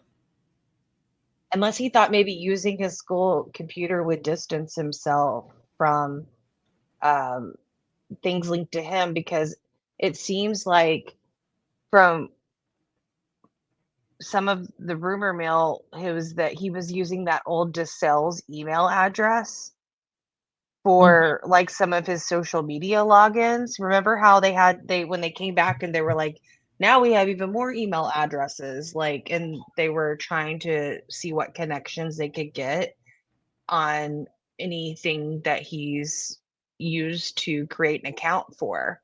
So was he maybe possibly using his Washington State email addresses to do stuff, to search? Like, I don't know. I just find that interesting. And no, shits and giggles, like and I don't want to talk bad about other creators. I mean, I will, but like, I don't like to do that because it puts subscribers in a bad position. But channels like that, CC, it's all just smoke and mirrors for clicks and views. I know he literally said that Bryan could have parachuted down onto the balcony. Okay. So unless he's JLR, it ain't happening. It's all just made to get you to click on and sensationalize things. They don't even believe it themselves. Yeah. Yeah, like with his credit card. Oh yeah, Cicely. What is it? Like buying the card with the grab, but just it's curious that he stopped using it. Yeah, I found that. But like, is he just trying to like make it seem like he's not in the area? Like, what was he buying? I don't know, like, and for them to even note tells me that he would have been actively some people don't actively use their debit card every day to where all of a sudden you'll see a cease, like, but I wonder how long did he stop using it, even beyond the murders? Yeah, I believe so, because wasn't it the next morning that they got him on camera at like a bank ATM? Yes, that's right. So yeah, he's trying to not show he has activity around the area. Yeah. Oh, and you're right. Absolutely. Child gazer. Both can be true, right? Premeditation, it could be days before, weeks before, years before, or it could be seconds before the act. Both can be true, but yeah, absolutely. You're right. Yeah. And then they start leading up into, after this, on November 12th, they got the Vandals football game. That went from like 4 to 7. And then they said that Bryan was watching YouTube around 8 o'clock that night. He was searching on YouTube. He was watching YouTube a lot, guys. But what's interesting at 8:08, I'm not sure on the date, 8:08 p.m., he's watching YouTube. At 9 p.m., oh, this is on the 12th. At 9 p.m., Kaylee posted a group photo, the last photo she would ever post on social media, of all of them together saying, like, I can't believe I'm so blessed, to be able to spend every day. That's the infamous photo we see of them, guys, with Maddie on Kaylee's shoulders, all of them, including Ethan. And then 30. Go ahead. I was saying, I think they start getting into the night, the night in question. Yeah. So, hold on 1 second, Baze. Okay. Me. Yeah. For my sister butter. Yum. And thank you all so much for being here. If you haven't yet, please take a second to hit the thumbs up. Harlot, whenever you want, you could gift out a Patreon membership. Thank you all for being here. Happy Mother's Day to all the moms, grandmoms, fur moms, dads who take on the roles of both parents. Just thank you all so much. Yeah, Tonka girl. So now, like Shay said, we're going to be getting into the the 12th into the 13th. This is Saturday into Sunday morning. Again, they had the big game Saturday night, and then we know what the victims' movements were. You had Kaylee and Maddie go to the bar, then the grub truck. Xana and Ethan were at the party. Dylan and Bethany arrived home right after Maddie and Kaylee did.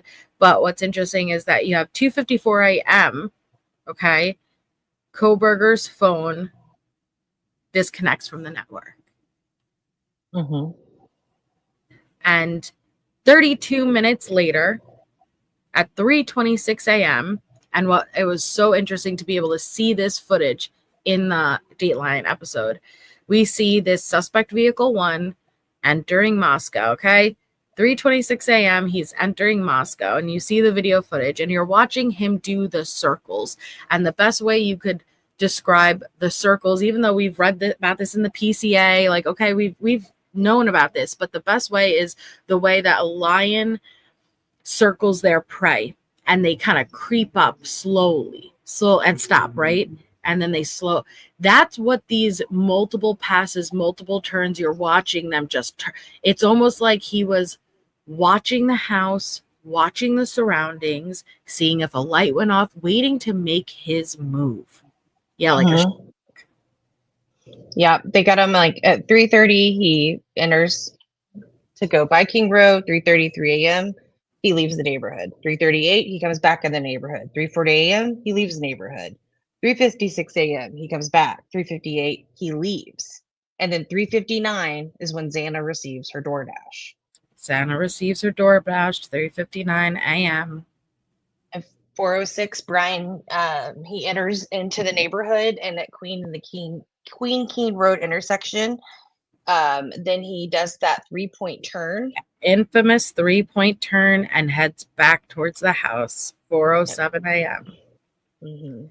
And that's when he would have made entry. Now, I just want to give, like, you know, a little bit of just a trigger warning. We're going to be getting into the events. So if you cannot handle it, I would just click out for a few minutes and come back in. But, it does get a little bit graphic at a point. So 4:07 a.m., the car goes off camera. Go ahead, what? I was like, do we want to go over, like, Dateline's theory? I wrote it all down, too. Okay. It is so, Shay, that has been my theory. Like, I'm when I heard it, I'm like, yes, yeah, like, but I didn't know obviously about the Ethan part. Like, no, that part I did not expect that to be true, honestly. But so what Dateline's theory is, and again, theory, but their theory is coming from sources close to the investigation. I am, my opinion, likely to believe this is as close as we're going to get to what the prosecution is going to put forward. What do you think?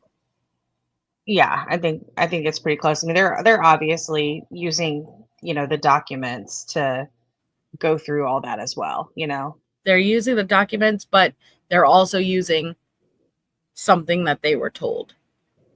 Right. Whether it was just word of mouth, this is what we believe happened, like from that source. But I think it's based on the more information they clearly have. So what the theory they put forward, Xana receives her DoorDash. Now, it's a little bit unclear to me with their theory where Xana was specifically when Bryan would have made entry, if she went back to her room.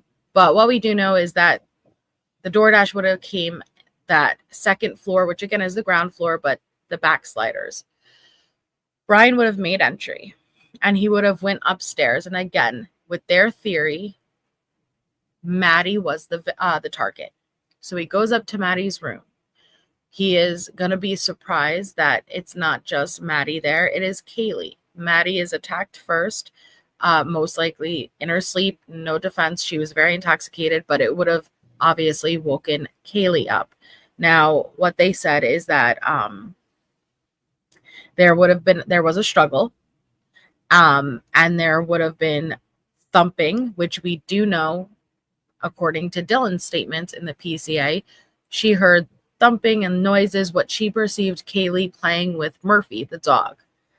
So they put forward Xana coming out into the kitchen, eating her DoorDash, would have heard these noises. And she would have somewhat made her way upstairs. I'm not sure really if they clarified it, if she went all the way upstairs or just kind of like somewhat up the stairs. But that's when Bryan would have realized, and he would have headed towards her, left the two victims, and the only reason he kind of stopped in that moment would be because of Xana. That is when he makes the mistake of leaving the sheath behind, whether it got knocked out in the struggle, whatever it may be. He now goes down and Xana runs. This is most likely when you hear there's someone here. She runs and she's heading for her room. Ethan would be sleeping in the bed at this point. Again, they all were intoxicated. But Bryan allegedly would have got to Xana by the time she like kind of crossed into the doorway of her room. And the way they put it forward is there was one hell of a fight, which is heartbreaking, Shay. But we actually heard that very early on too. The second floor, there was a fight. I remember that. Right. So they said it, and it was heartbreaking when they said it, but Xana may have been dead or on her way out. I think those were their words. And I was like, oh my God, when he then noticed Ethan in the bed, sleeping, passed out. And they said that for Ethan, it was one swift blow of a knife, like one swift hit with the artery, and it struck an artery, and that is known from the blood spatter. So the blood spatter indicates it was one swift hit of the knife, but that's not all we know now, allegedly, about what happened to Ethan. And so I'm going to think back to the interview we had just watched with Steve, and Steve had said he didn't have to do that to Ethan. Do you want to tell them what came out? Yeah, so allegedly they stated that the killer had carved into Ethan's lower legs. Yeah. And then they go on to talk about the chair in Xana's room. So I'm blown away by that. They said, so not only did the killer carve Ethan's lower legs, but it appears that the killer sat down and left impressions on a chair in Xana's room. Now, we had not heard that before. We've never heard anything like that before. And that's so interesting to me because that really aligns, right, Gidget, that really aligns with, he may have really only gone in there with the intent of one, and now you're four, okay? But backtrack a little bit. That targeted towards Ethan. It was, I think, done in an emasculating way, right? That anger that these girls all fell into his fantasy. Even if he had intent with one, they were beautiful, young, gorgeous girls. And then there was Ethan, who wasn't necessarily supposed to be there, right? He didn't live there. He was there often, but there's a good chance Bryan really did not expect him. And this anger he took out by doing what he did, and yes, carved is how they described it. It's quoted, carved. But again, you have to remember the weapon that we're dealing with. We're not dealing with a little knife here. So any use of that knife is going to produce massive wounds. We've talked about this from the beginning because a lot of people are like, how didn't they scream? Again, this is a huge K-bar military style weapon. One hit of that, does maximum internal damage. And you wouldn't have that option. Right. It seemed like he may have had an adrenaline dump, and this anger that he would have had towards Ethan, the male, whether it was messing up his fantasy, Shay, or just anger because Ethan had what he couldn't have. I don't know. But the fact that he then sat down from exhaustion, I don't know how we hadn't heard about that yet. In all of these motions and all this back and forth, how didn't we hear, like, there's an impression like, what does that mean with blood? Because Yeah. that's very confusing to me, because again, we're limited so much with blood transfer and any DNA, and I'm like, he sat down in the seat, but it goes to show you this pump of adrenaline, this rush. You now killed 4 people sitting down in a very short period of time. He sat down, and I wonder, Shay, if it was Dylan opening that door, because she did it 3 times, that even got him to get up that quickly. I am so puzzled by this, Melissa. Yeah. Like, I don't even know what to think. Like, I've seen people, just in the Reddit forums a little bit. I looked earlier, having theories of like, did he sit down tired? Did he sit down to take it in? Yes. Take it in. Yeah. Like, take in what he just did. Like, watch his work, look at his work of art in his eyes. Yeah. Right. Like, oh, my heart breaks. It really does. Like, this is so sad. So you guys have to remember, Dylan came to that door and opened it 3 times. Originally, she heard what she perceived to be Kaylee playing with Murphy. That would have been when he was still upstairs. Then she heard someone say, there's someone here, right? At the time, she thought it was Kaylee. I believe it's most likely Xana. And she comes out again. She hears what she perceives to be crying. Unfortunately, it seems like Xana fought for her life. And then when she comes out again is when Bryan allegedly is cutting that corner, and there's that eye contact, and he most likely saw her, which I always felt, but at that point I truly believe, and it seems like the Dateline theory too, is that he believed 911 was definitely already called. And if she screamed, if she did make any sudden movements versus that frozen shock phase she described herself being in, he probably would have killed her too. But it was like this moment where he probably was so exhausted and believed 911, and her just kind of looking at him. I think his motive is get out as quickly as I can. What do you think?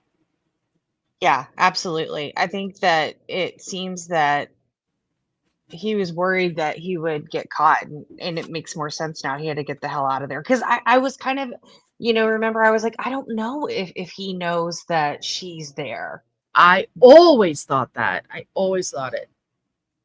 Yeah, I think you're right. I think that he knew and he had to go. And I don't think he had the energy to continue.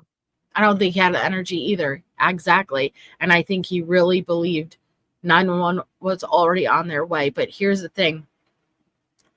They also released the audio that was caught on the neighbor's camera for the first time.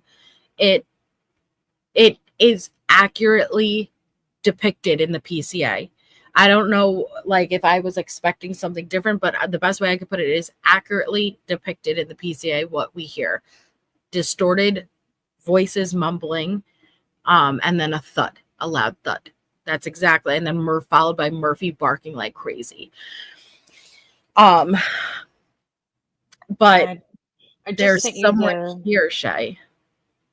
Right, there is. And I sent you the timestamp that I think it was Ashley Banfield's. It was uploaded to Long Crime. I don't know if it'll play the audio because I haven't listened to it, but it does show the car. And I give you a timestamp if we want to show that. But you're right. Like,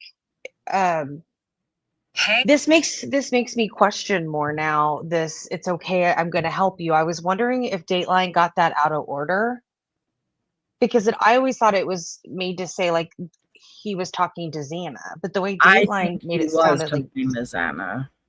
Okay, because the way Dateline kind of presented it, it was like they introduced Dylan at that point.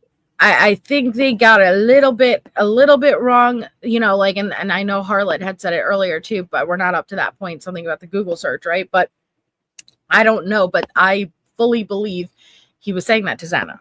He said that to Xana. Hey, where'd it go? Sorry.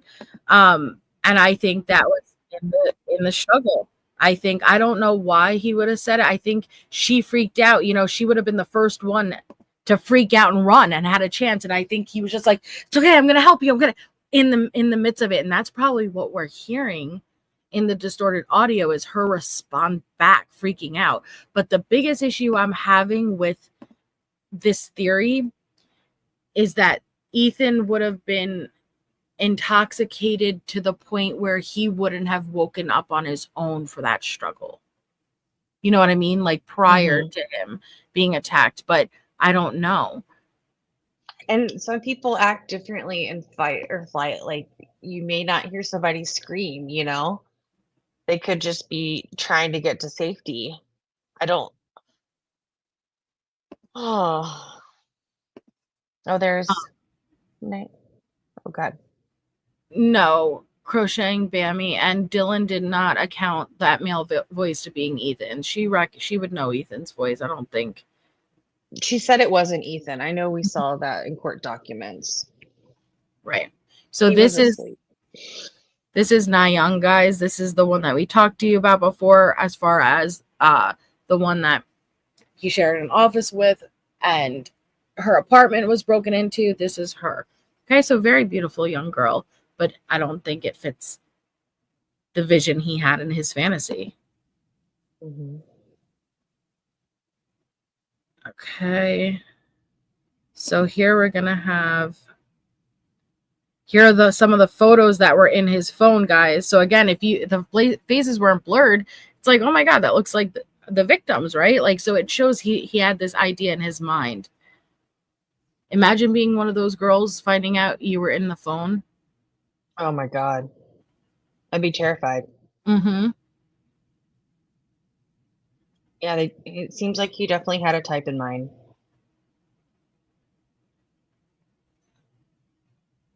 But yeah, I'm shooketh. Oh yeah.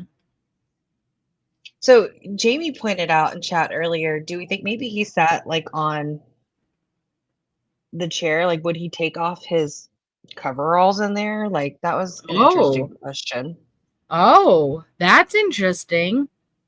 Did he sit No, because Dylan saw him with the coveralls. Okay, so here we go, guys. Here is the infamous footage. 1122 King Road. All captured on camera at these times: 3:30 a.m., 3:33 a.m., 3:38 a.m., 3:40 a.m., 3:56 a.m., 3:58 a.m.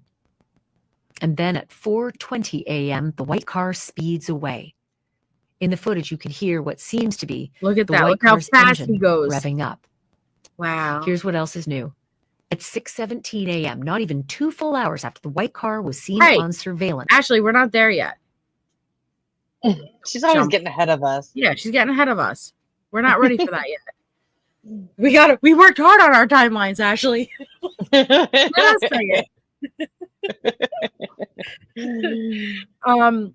So since Ashley already took it, what had happened? Okay, so you see him flying off at a high rate of speed. Again, something we've known from the PCA from the beginning, but to see it, Shay, he went flying. That was fast. And you hear it too in the audio, like it flew.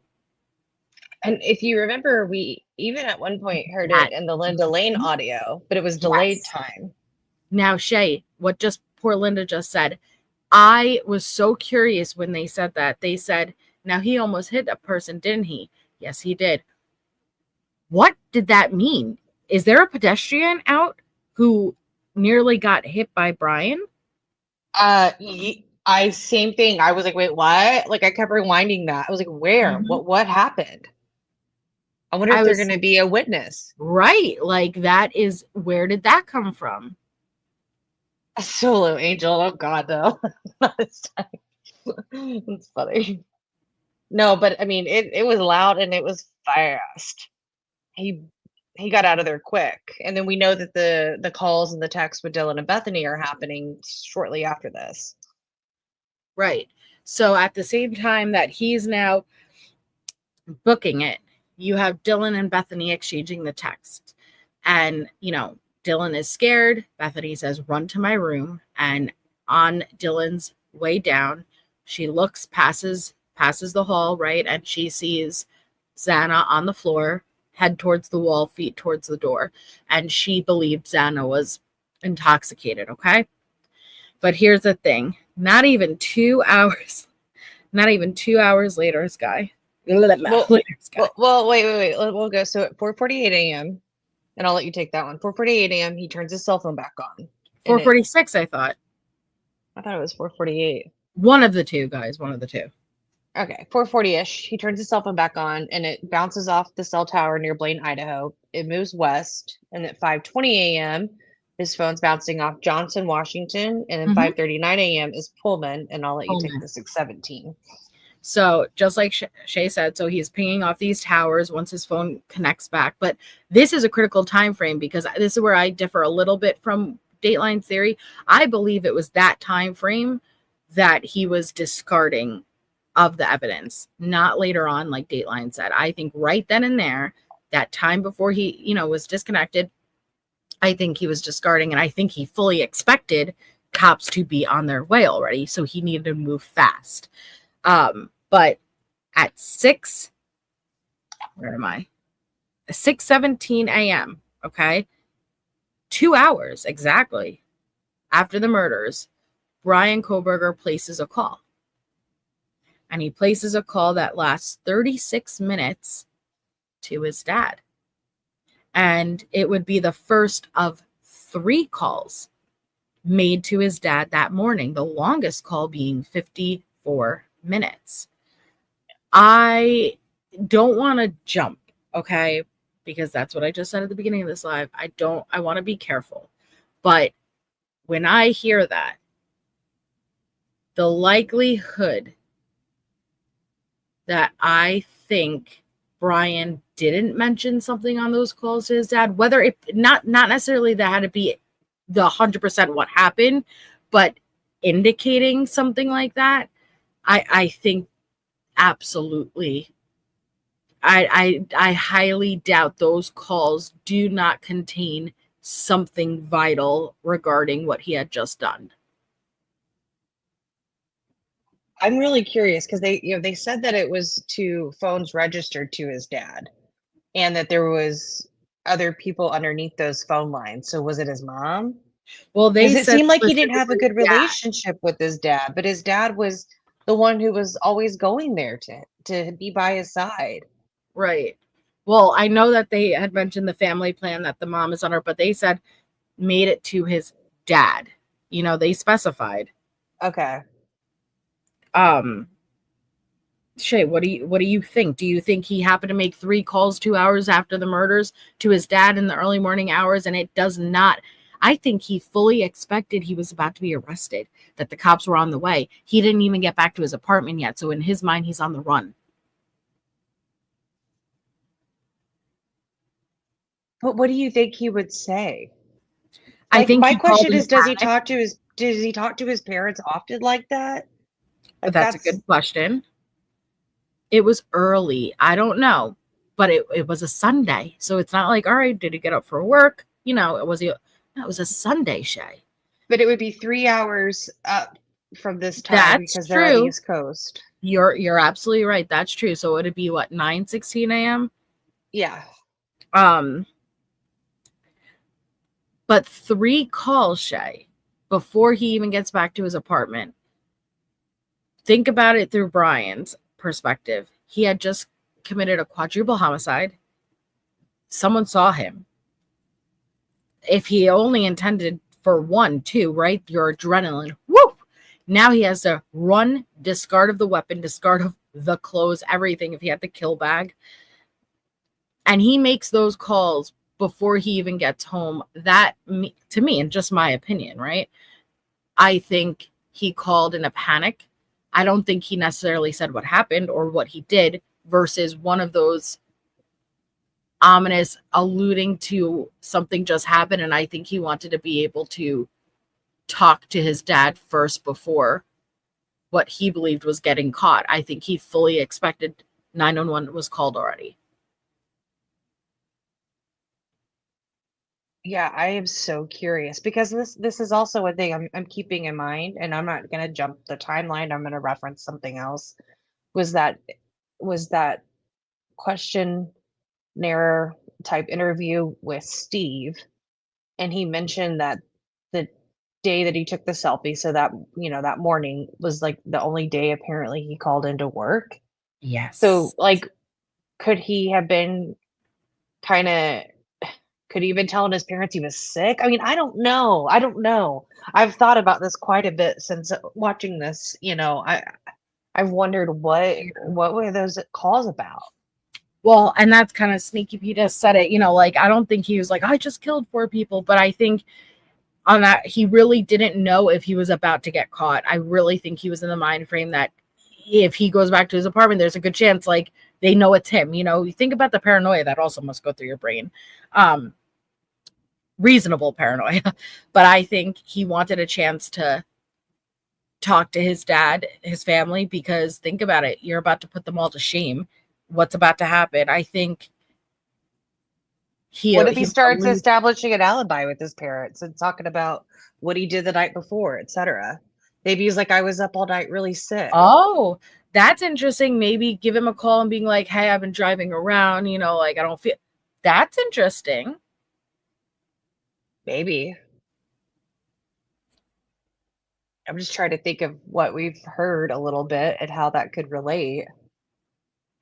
Well, here's what's messed up, guys. So he eventually gets back home, okay? And 10:31, which I didn't like that they skipped over the fact that he went back, Shay. No, they am I didn't. They crazy? didn't skip over it. No. They didn't? I missed Yeah. it then because I was like, wait, why are you jumping to the thumbs up? He Yeah. went back. So then they go into 7:30 a.m. Bethany awakes and starts calling her dad. They said 8 a.m. Dylan's back on Instagram and other social media apps trying to get a hold of her friends. And then they said at 9:12 a.m. Brian's phone is back in Moscow, pinging at the same area 100 meters from the house for 9 minutes. 9:12 a.m. for 9 minutes. So at what point does he realize the sheath is gone? If you're saying like maybe he discarded of stuff before he got home, is that when he realized the sheath was gone and he's like, I think there's a chance, and this is just pure speculation based off nothing, I think there's a chance he didn't even realize. No, he had to have, because the next this is me putting on my 4chan hat. There was right the day after the murders on 4chan, people were looking up, or somebody was posted on there about K-bar knives. When did Papa Rogers first come out? As far as they found they probably have the sheath because they know the murder weapon. That was around the time we heard that they were asking businesses, but the ones on 4chan were before, and that's why I have more questions on that. I mean, he might have realized, but I definitely 100% do not think he was going back for that sheath. I never did. I never will think he went back for that sheath. I think he went back to figure out what the hell is going on. Are cops there? He did a dry curiosity, got the best of him. He made eye contact. A person saw him. I just slaughtered 4 people, not to be insensitive, but in his mind, what he just did. Where the hell are cops? Why haven't I gotten a vandal alert? Nothing on the nothing. What if it's both? I don't think he had any intention of going back inside that house for that sheath. At 9-something a.m. in the daytime, you think he was going to go back in that house for that sheath? No, I don't think he was going to go back into it. I was trying to figure out when he realized he didn't have it. But I think it was pretty him to go back. What is he going to do? Drive by and expect it to be right? Or unless he thought, did he drop it? Maybe. I wonder if he was parked for those 9 minutes or he was circling. Where was he for those 9 minutes? That's a good question. Along the path of travel, And I'm not against the thing that he went back to see what activity was going on. Like, I think that totally makes sense. But the part about the sheath is really interesting to me, because if you go with Dateline's theory, and this is what other people are kind of talking about, like, say you want to follow Dateline's theory, they were saying, like, how would you know Xana went upstairs? Did she drop some of her food? Like, what makes you think she went upstairs and disrupted something and he ran after her? And people were kind of trying to guess, like, what kind of evidence would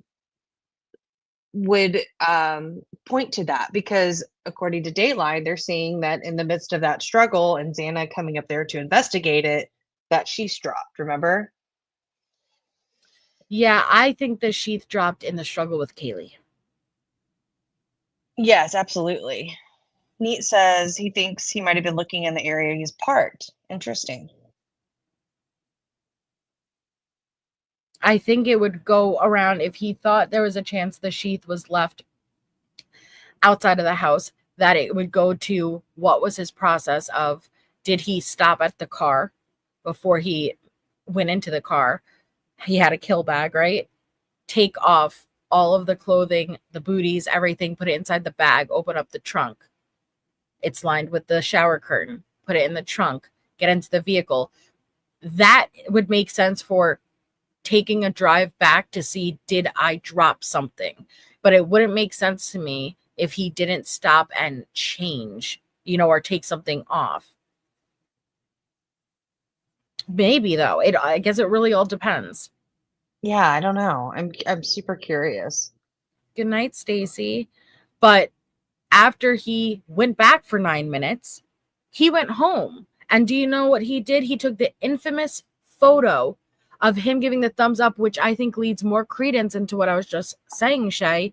He went to check what the hell was going on. I think he believed 911 was hot on his ass. I think he thought, oh my God. And he just did a drive-by. And would you be doing a thumbs up if, hey, I lost my sheath, but I can't find it? Or, hey, oh my God, I think I fucking got away with it. I'm thinking he think he got away with it. And I think that was the, like, hey, look at me. Yeah, exactly. Me too. So he takes that infamous photo, fresh out of the shower, changed into his new outfit, right in front with the thumbs up, and it circled back, at least Dateline circled back around to remind you, hey, at the beginning of this story, so to speak, lack of a better word, story, think about Bryan and how he referred to himself as a useless, let me scroll up. He referred to himself as, where is my freaking, I need to make an Excel like you, nice and nice and organized. He referred to himself as a sickly, tired, useless man when he looked at himself in the mirror. And now we have a mirror photo of Kohberger right after these quadruple homicides. And he is washed and he is clean and he is finally seeing the reflection of the man he wanted to be. And I think you can see, and I know, again, this isn't for court, but just Melissa's opinion. I feel like you could see that glee in him right there. Compared to the other photos we have of him with that stare, right? I don't see that here. I see he is overjoyed in this photo. His eyes are smiling. It looks like he is satisfied with what, I don't know. It creeps me out. It's very creepy. And if you really did call off at work, then why did you get dressed like this? Is this to emulate the psycho thing? Hey, that's a great question. It's Sunday. And so he called out on Monday for the first time ever. But you guys, 1 hour after this photo, so keep it in context, right? An hour before this, he does a drive-by. He's there for 9 minutes at the crime scene, comes back home. It appears like he just takes a shower, puts on a dress shirt, takes a photo of himself with the thumbs up. I wonder if he had sent this at all or if it was just stored in his album. Like, was he sending it to someone where you could spin a narrative with it? Or was it just a photo album photo for himself? An hour after this, then, where am I? An hour after he's pinging off the Clarkston Tower. And this is where I disagreed with Dateline, but Dateline said that he may have been discarding evidence, maybe his clothes.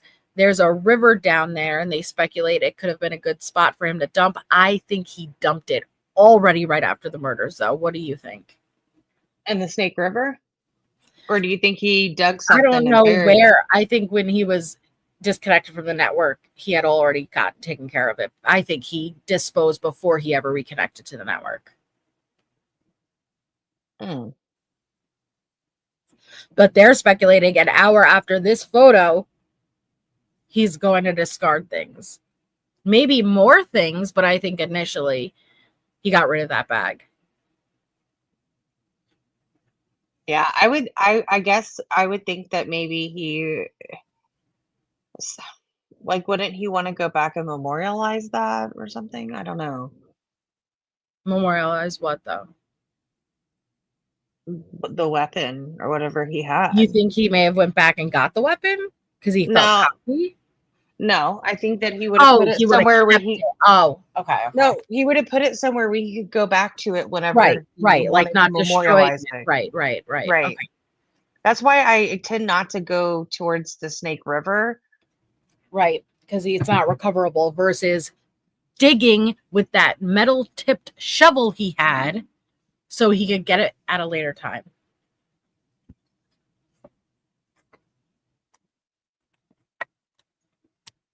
Okay.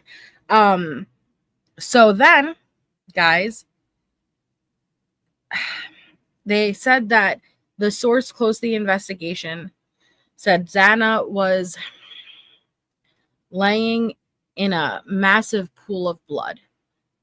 That interesting too. I found that very interesting, Shay, because it was hard enough.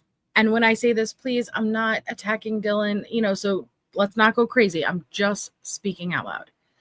In my mind, I'm like, okay, on the way down, it was dark. I don't know what lights were on, but I could understand. And especially I know that the bleeding and the pooling would happen fast, but okay, I could make sense of it in my mind. You didn't see anything. But going back up, and she said that she saw Xana for a split second, right? Mm-hmm. Now you have daylight coming in. It is bright. How was it not seen? That would have been very apparent. Yeah, I have a lot of questions about that. Okay. And apparently, guys, Ethan was in his, in the bed, and then Kaylee and Maddie were both in Maddie's bed, all pooled with blood.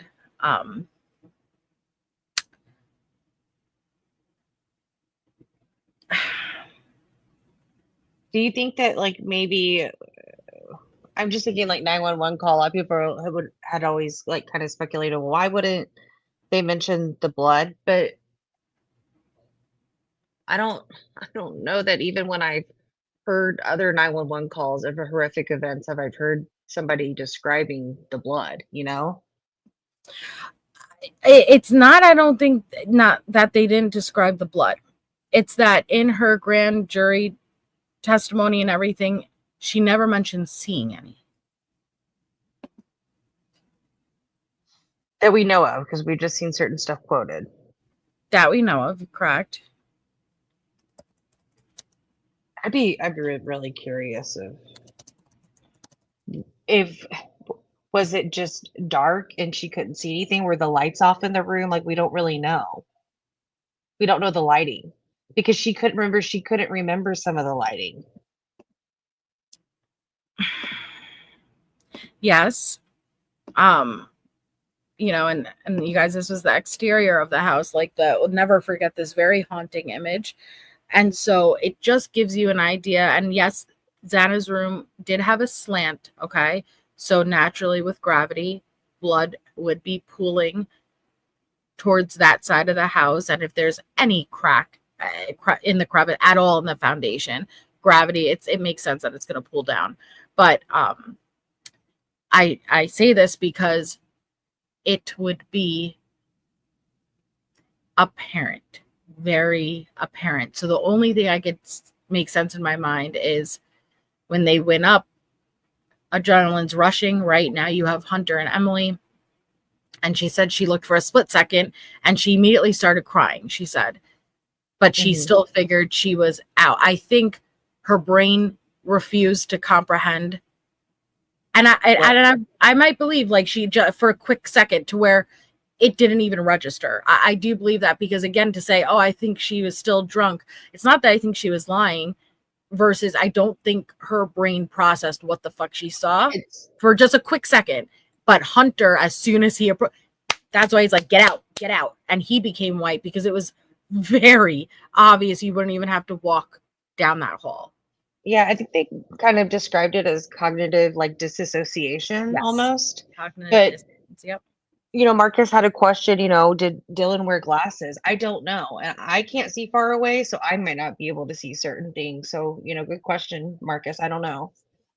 I don't know, but what I do know is that your brain, it's very, very fascinating. Your brain does protect you from trauma the same way a lot of people, if you've maybe ever experienced a really bad car accident and you don't remember it, your brain has a way to protect itself. And when I say that, I'm just applying it as far as if she walked right up to the room and looked, I'd be like, no, I wouldn't be saying this. But as far as when you take the buildup of feeling something's wrong, I saw this, and she already in her brain told herself she must be drunk. So I think when she went up, the fact that she said she immediately started crying told me, even though you're saying I figured she was still drunk, the fact that you immediately started crying tells me your brain knew that is not what's happening, but you didn't catch up to that yet. You started crying because you knew in that moment something was terribly wrong, but your brain was still applying what you convinced yourself of last night. Does that make sense? Mm-hmm. And so I think the split second, as you know, it's quoted that she said she saw, I don't think she probably still cannot recall at all what she saw, like other than just Xana's on the floor. And it took Hunter. Yeah, I don't know. So Harlot says, I'm a little confused why it sounds like that happened twice. If he checked Xana out and told them to get out and call 911, why did it sound like that's what they were doing during the call? I think they went up the stairs, and because you could hear Emily is not concerned at all. And when I say that, I'm not in a bad way, versus she's not understanding. Clearly, they did not experience this yet, you know? And I think they walked up the stairs and they turned the corner and, you know, like, we have to go. We have to. I think it was Hunter walking forward. I don't think they ever moved from the top of those stairs. Yes. Crocheting Bammy. You want me to play the 911 call? Yeah, we can play it. And DE, all we know is that when Dylan first ran down, it was shortly after her text, or after 4:20 with Bethany. We don't know the exact time she saw Xana laying on the ground. She thought she was drunk and passed out. Or that's what she told herself, you know. I think she was genuinely confused. Oh, I'm so sorry, Tracy. Oh, it's heartbreaking. And trauma does something to you. I mean, I can imagine. And they had already alluded that Dylan had prior trauma experiences, that she had night terrors, that, you know, even her watching different true crime stuff would scare her. Right. Okay, you guys ready? Hey, cutie pie. Oh, you did, Bushi. Interesting. Interesting. Okay, here we go. 42 seconds, November 13, 2022. 911 location of your emergency. Hi, something is happening. Something happened in our house. We don't know what. What is the address of the emergency? 1122.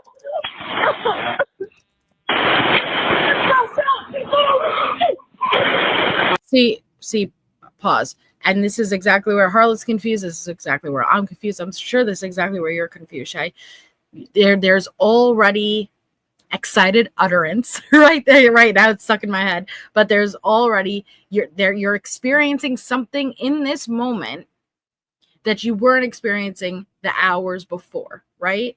What happened here that you're already, and what we're confused about is it seems like it happens twice.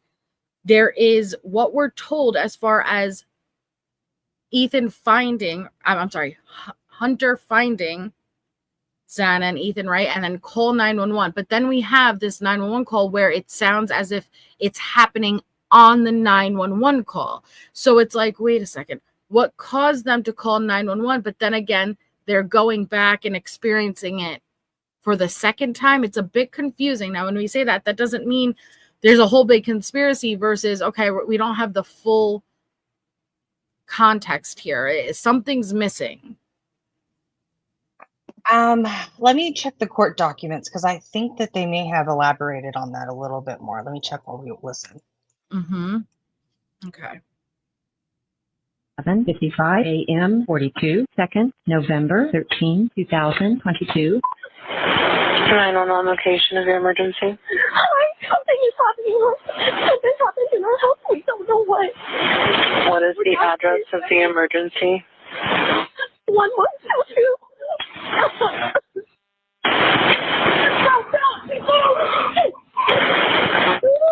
What is the rest of the address? Oh, Kings Road. Okay. And is that a house or an apartment? It's a house. Can you repeat the address to make sure that I have it right? I'll talk to you guys. We live at the White, so we're next to them. I need someone to repeat the address for verification. The address, 1122 King Road. And what's the phone number that you're calling from? What's your phone number?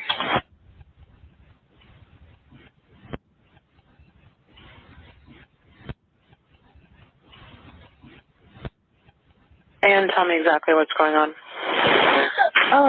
One of the roommates has passed out, and she was drunk last night and she's not waking up. Okay. Oh, and they saw some man in their house last night. Yeah. Hi, and are you with the patient? Okay, I need someone to keep the phone, stop passing it around. Can I just tell you what happened pretty much? What is going on currently? Is someone passed out right now? I don't really know, but pretty much at 4 a.m. Okay, I need to know what's going on right now if someone is passed out. Can you find that out? Yeah, I'll come. Come on, we gotta go check. But we have to.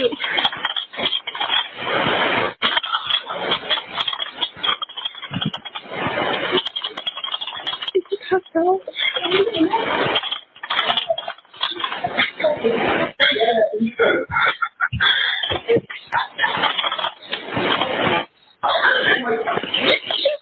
What's wrong? She's not waking up. Okay, one moment. I'm getting help started that way. Okay, thank you.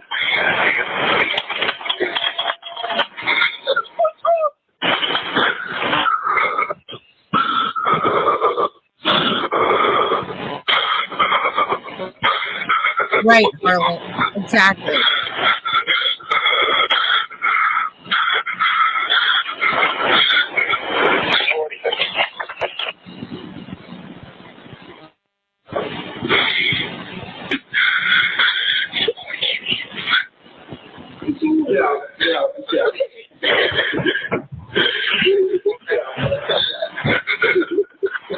Okay, and how old is she?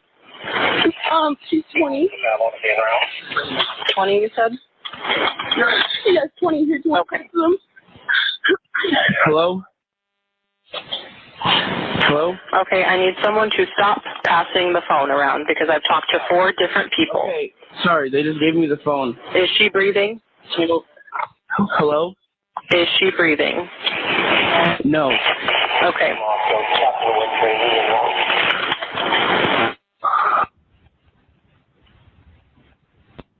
You need to talk to them, Shay. I can't talk to them. They need you to talk to them. Hello? Okay. I've already sent the ambulance and law enforcement. Stay on the line. If there is a defibrillator available, send someone to get it now and tell me when you have it. Say that again? There's a police here right now.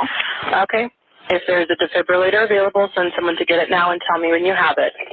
We don't have one. I think yes. Do you have a defibrillator? Yes, we have one. Are you talking to the officer? Yes. Okay, I'm going to let you go since he's there with you and can help you. Okay, thank you. Bye. Okay. 11:59. So I agree. What I think happened, and again, it's a bit confusing. But I think they initially went up. I don't think they made the full approach yet. But the fact that Hunter said call 911 at all, but again, you could hear with Emily that concern wasn't there yet. But for Dylan and Bethany, it was because they had the buildup, right? They know what has been happening. Call 911. And I think that is when he then now, right, the 911 call is being made, and he's now making the approach. And you even hear him say, Xana.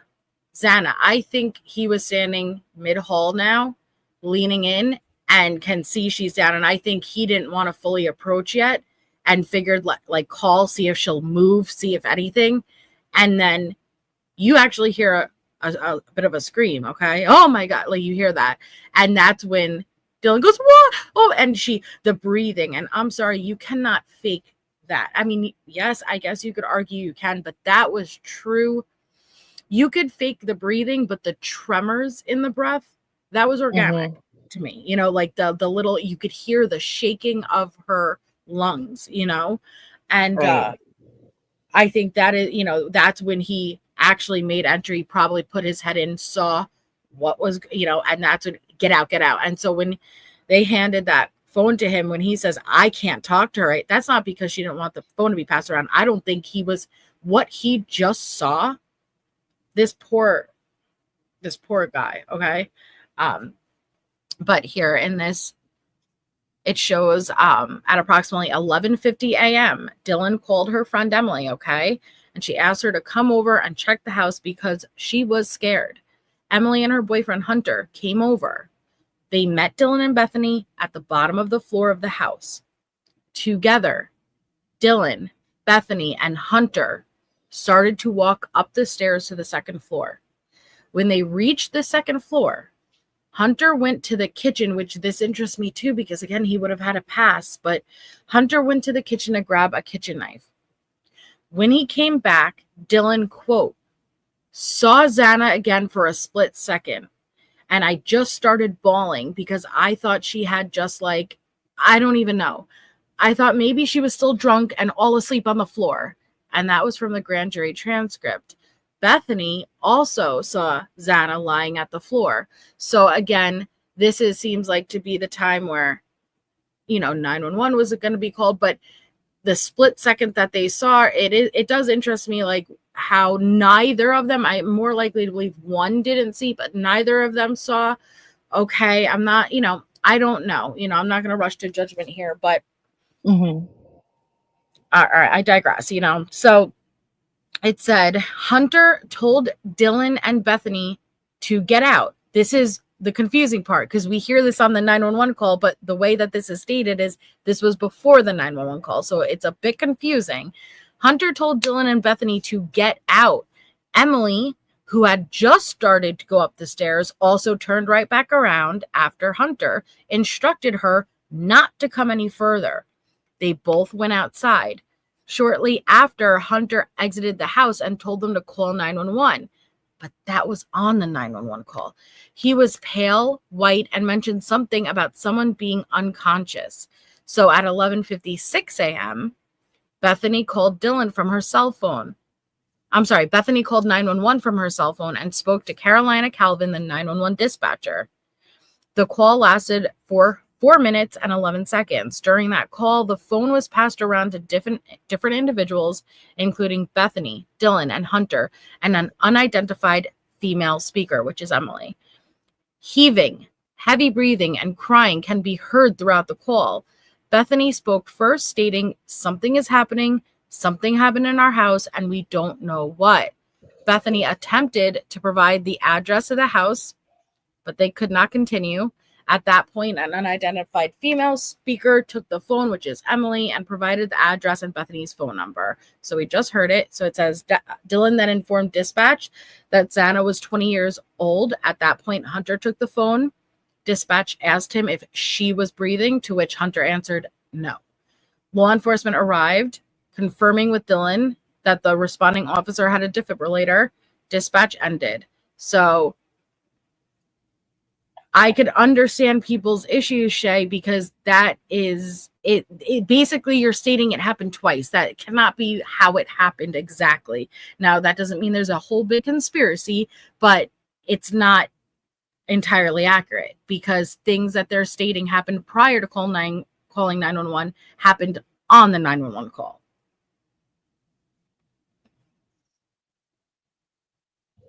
I guess I think that they didn't understand the gravity. Like, this is all happening really quickly. You know, it's not like it's like 10 minutes apart. It's like a few minutes. So I think that it still is the excited utterances.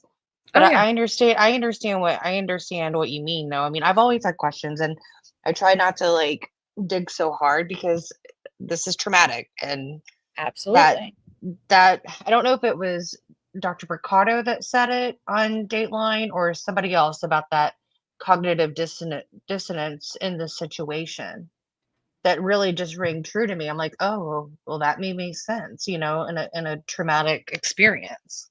Absolutely, but the reality of the situation here is we need to look at it from defense's point of view too, and this is not accurate.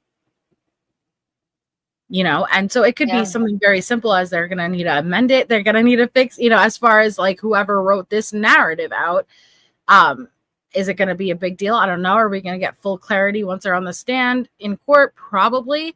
But from a defense POV, this is not accurate. And that's a problem. And I will agree that is a problem. But if they just, okay, say they just saw her at the top of the staircase, but there wasn't really, like, something seemed wrong. Hunter grabs a knife, then goes in there, and maybe up until that point, did he see really what the scene was? Like, you know what I mean? Like, maybe it's not as bad as what we're thinking. Like, I'm not saying that, again, there's a whole big conspiracy, but right. As the defense, they absolutely I get point as this is not accurate. No, I mean, I agree that some of this seems off, but I don't know. Yeah, that's what I figured, Pickle. I don't think the girls ever left the top of the stairs right there, and the most they ever did was peek their head down right the hall. So what they would have seen, it's not about that. Versus, I hope they clear this up because look at how Anne, you know, right? She does her job, and the point is that you have a very crucial timeline here. And so I see someone asking, well, what's the difference? The difference is like, what difference would it make? The difference that it makes is that it has to be accurate. It's not about like whether or not it changes the scenario versus you're going into court and you're about to potentially sentence a man to death for a quadruple homicide. It needs to be accurate, and any error, we can't just overlook it and be like, oh, well, it's probably a clerical error. Maybe, but this needs to be clarified. It needs to be fixed if it's not accurate, because something like that could also create reasonable doubt in the mind of a juror, right? Well, what's going on here? You know, like it states this, but we're seeing this, and you're testifying at the grand jury this, you know, you want it to be accurate. You need it to be accurate. But I also think there's a difference in like writing an order and actually hearing those individual testimonies for the jury to try those facts. That maybe once you hear all those testimonies, it makes more sense than this order does laid out to us, and even the 911 call. I think it's most likely the order that is inaccurate. Maybe. I think Hunter probably told them to call 911, and it just starts it early. Like, look, when it starts to say here that what is the time frame that says they called them over 11:50 a.m., right? And we know that from the phone records, but they were right next door. But it says they met Dylan and Bethany at the top of the floor of the house, and they started walking up the stairs. They reached the second floor. We're supposed to believe Hunter walked to the kitchen to grab a knife past the hallway where you can see Xana. Then the girls saw Xana for a split second, and they started bawling because they don't know, you know, like, again, I believe that you knew right in that moment there was something seriously wrong. But they saw Xana lying on the floor. Hunter told them to get out. Maybe it is, but we heard him say get out on the call. So did he say get out twice? I feel like it just is very slightly off. Like the 911 call was he probably told them then to call 911, then went back up, and that's when you hear exactly what's stated on this page.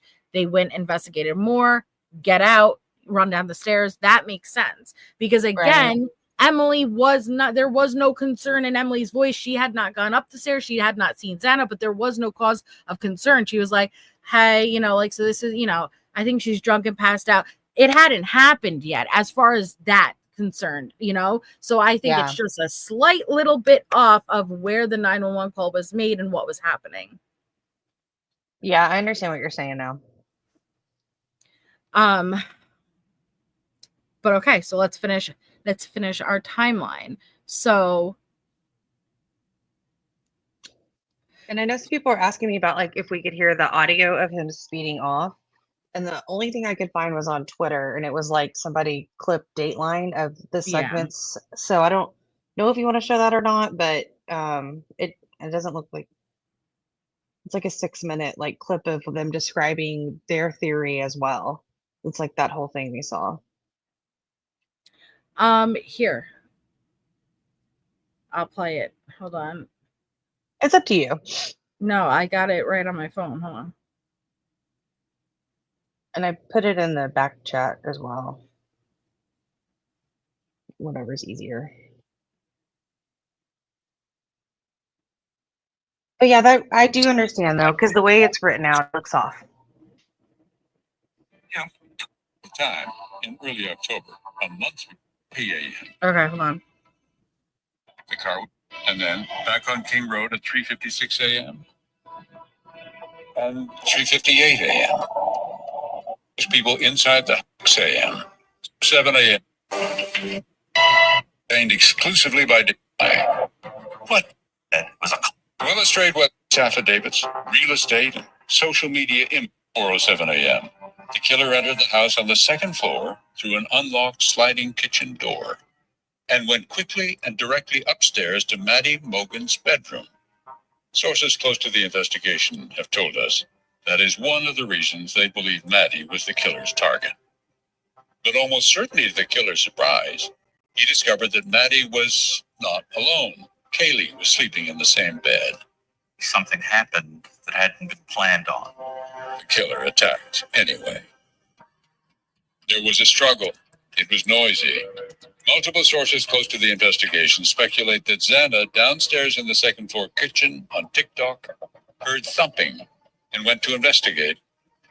The killer must have heard this, our sources said, and turned his attention away from Maddie and Kaylee and began chasing Xana. And in that kind of chaos, this thing gets dropped. The thing being the sheath for the K-bar knife, the one found on Maddie's bed. Those same sources have told us that with the killer in pursuit, Xana desperately tried to reach her bedroom where Ethan was sleeping or was possibly passed out. But as she reached the bedroom, the killer was on her. What one source described as a hell of a fight ensued. At 4:17 a.m., 10 minutes after the suspect car turned in toward 1122 King Road, the security camera on that neighboring house picked up sounds, including what police described in charging papers as distorted audio of what sounded like voices or a whimper, followed by... Okay, you're about to hear the audio, guys, and I'm just playing until you hear the car screech off. But this is the audio that was captured on the neighbors. So just, trigger warning, okay? picked up sounds, including what police described in charging papers as distorted audio of what sounded like voices or a whimper, followed by a loud thud. Here are those sounds.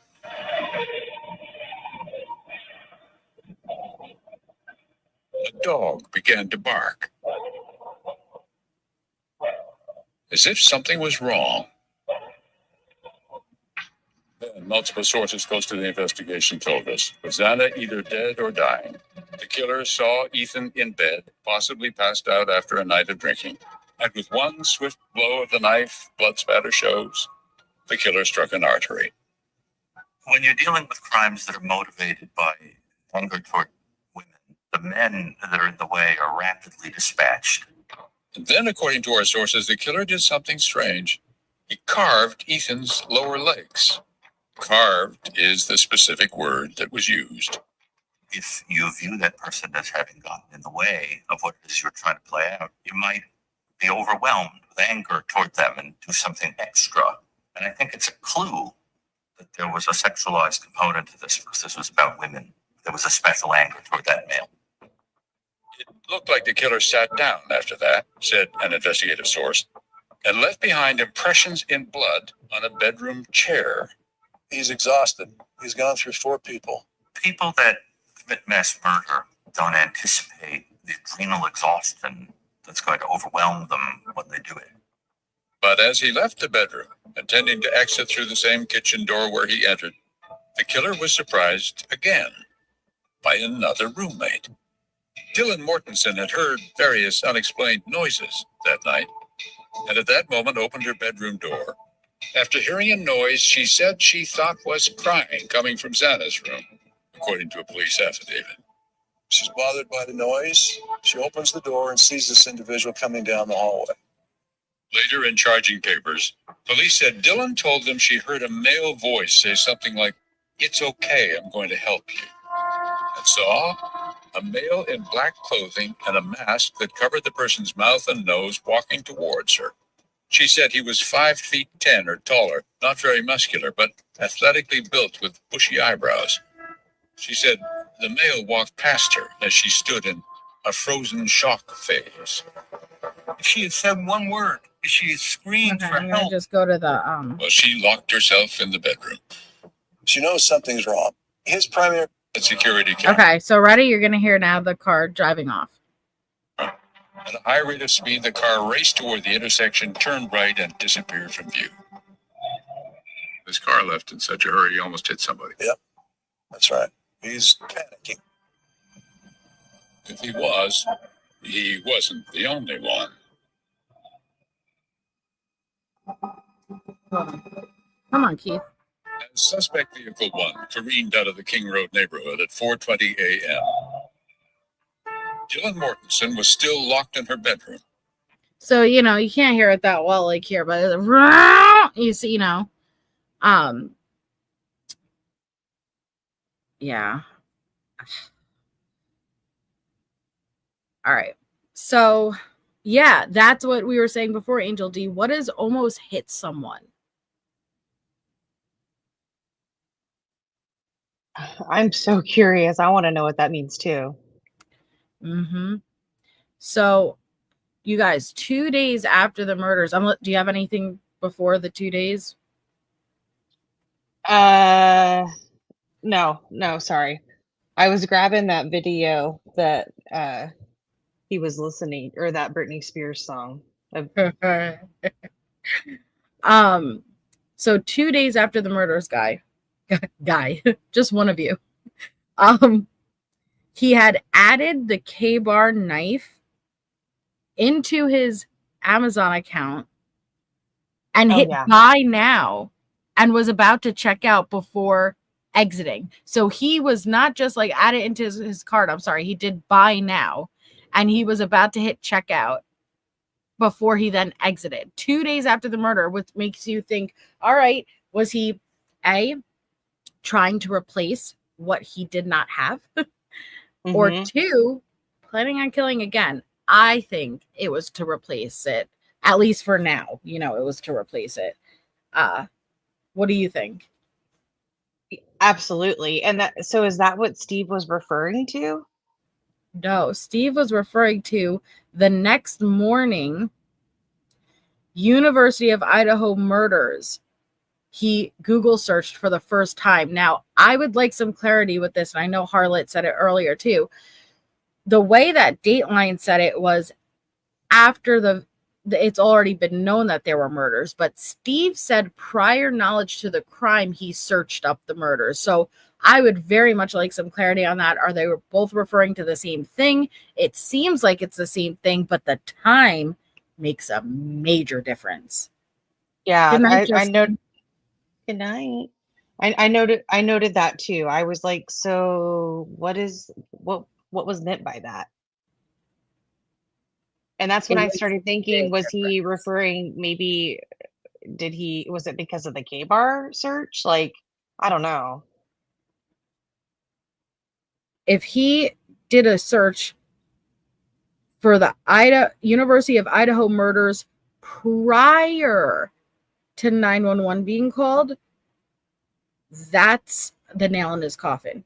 If he searched University of Idaho murders after it was already known that there were murders, even if it was just a day later, no, so are we. So are we, you know? But he said prior knowledge to the crime, that Dylan's delay of calling 911 could have like been the nail in the coffin for him. And that's where I'm stuck at. I would like more clarity on that. I would very much like some more clarity on that. That left me really like perplexed. I was like, I thought maybe we would get that out of the Dateline, given everything else they were talking about. But it does seem a lot of the stuff that they are discussing is stuff that Howard Bloom has already written about, like an airmail, or there's more like you're actually putting those people are coming forward together on this Dateline episode, you know? Yeah. Because we can't pretend like there wasn't a pool party. I mean, we knew 2 years ago there was. It's just, I think people were trying to understand, if was it at the Grove? Like we heard Christian say that like him and his wife invited him somewhere. We saw Zack in that long crime special 2 years ago talking about it. So some of these things have been kind of known, but is it just more the story that we're getting that's like interesting?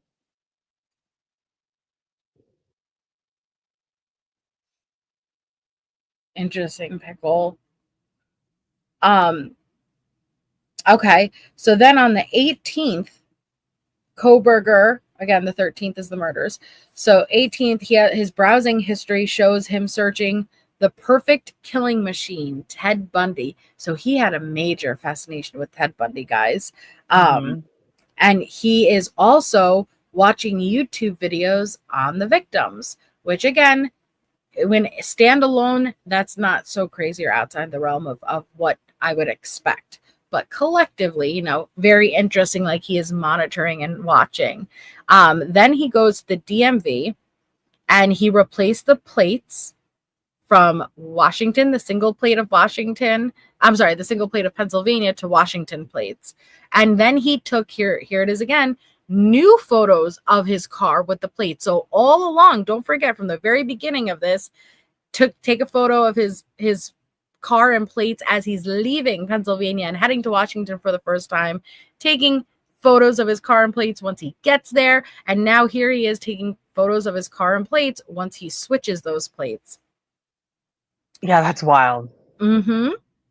Okay, so now 6 weeks pass and he has videos, photos, news updates, all viewed and saved on his device at least 60 times regarding like all the victims and stuff, guys.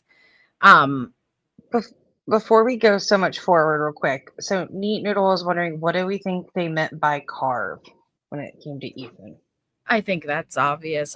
Carved, I take it as, again, we're dealing with a K-bar knife with the majority of the victims, including the first hit to Ethan. Whether you want to call it a stab, it would be gouges, as the coroner said. But carved, I take it as not, and I'm not trying to be insensitive, not an actual stabbing motion versus taking and a dragging motion. Yeah, and it's weird because like I went back and I looked at that text message that kind of flew around, and at the bottom of it, it was like, from the text message my sister received from the FBI agent, apparently it was one of the most gruesome crime scenes he's ever been a part of. Ethan's legs were sliced all the way down to the hamstrings. And they're saying that allegedly one of the girls was stabbed 54 times and beaten so badly every bone in her face was broken and so sunken in she was unrecognizable. And that was Say around that when one more time. So Ethan's legs were sliced all the way down to the hamstrings. One of the girls was stabbed 54 times and beaten so badly every bone in her face was broken and so sunken in she was unrecognizable. That was that, right? Yeah, that I think so. That was that screenshot that I think, I don't know if it was like Annie Elise or somebody. But I remember seeing this screenshot and a lot of people thought like this had to have been the connections that Annie Elise had gotten because that was the stuff she reported on. Yeah, that was. And that was one thing, and a lot of people had asked, like, would that ever have been confirmed about Ethan's? Because, like, we still, all we know is that there were fatal stab wounds. We don't really know to the extent of what other injuries and things that may She have said happened. majority. My butt said majority to the torso area, but you know that's what you would expect. And there's a it's going to be horrific. Like we already knew this, like as far as the blood spatter is going to tell the story, guys. Blood spatter, if you do a blood spatter analysis, it is very fascinating. It's very interesting, but it's very critical. Especially when you're dealing with, now we're 4 victims. Okay. So just for an example, in the murder of Gannon Stout, we're dealing with 18 stab wounds, blunt force trauma, and a shooting. So the blood spatter in that room at trial, what you're going to see, the same with this case, is that you're able to determine where the killer is standing, where the victim was standing, the direction that the blood, there's different types of blood spatter, but you're able to tell the direction that they were standing and the direction that the person was holding the knife, even the force that was used. And then there's like the droppings, like what blood is going to be there from transfer, what blood is going to be there from the gravity falling off the knife onto the ground. There's all different ways to analyze the blood spatter, but it's going to tell a story the same way that they're able to determine, not only right because of the autopsies that's going to be done one blow, but the blood spatter, especially when you hit an artery, it's going to be able to be evident from what they see in that room. So it's going to be so rough, and I pray for these families because I cannot imagine when it comes time to tell that story, and to go over that evidence, because it's going to be horrific. Absolutely horrific. No, I take that as indicative of she woke up and fought.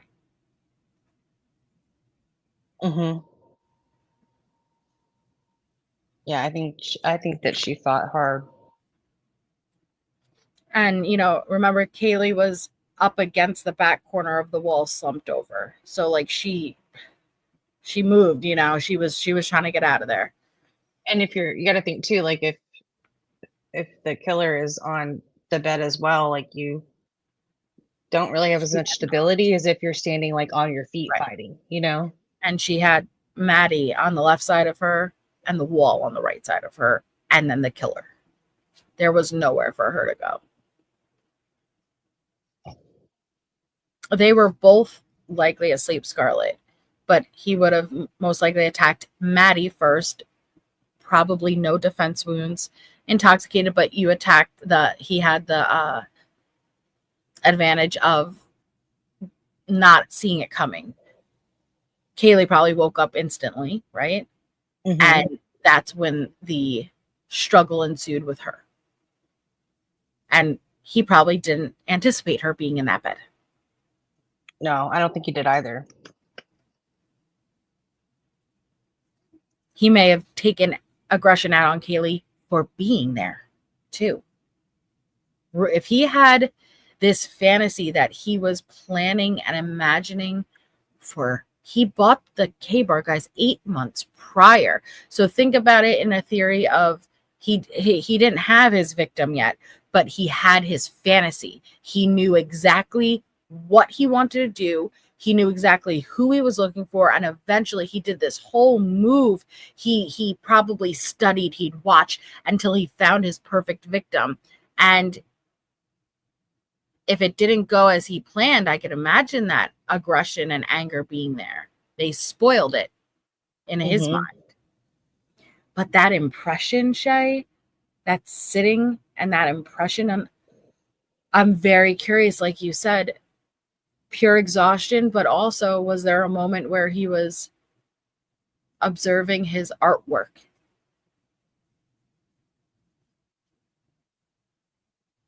I think that would make the most sense. Well, and Missy's Angels, don't forget, there's other forms of sexual gratification. It's not always in the sense that you would think. There is a sexual component in this crime, and especially with what he did to Ethan.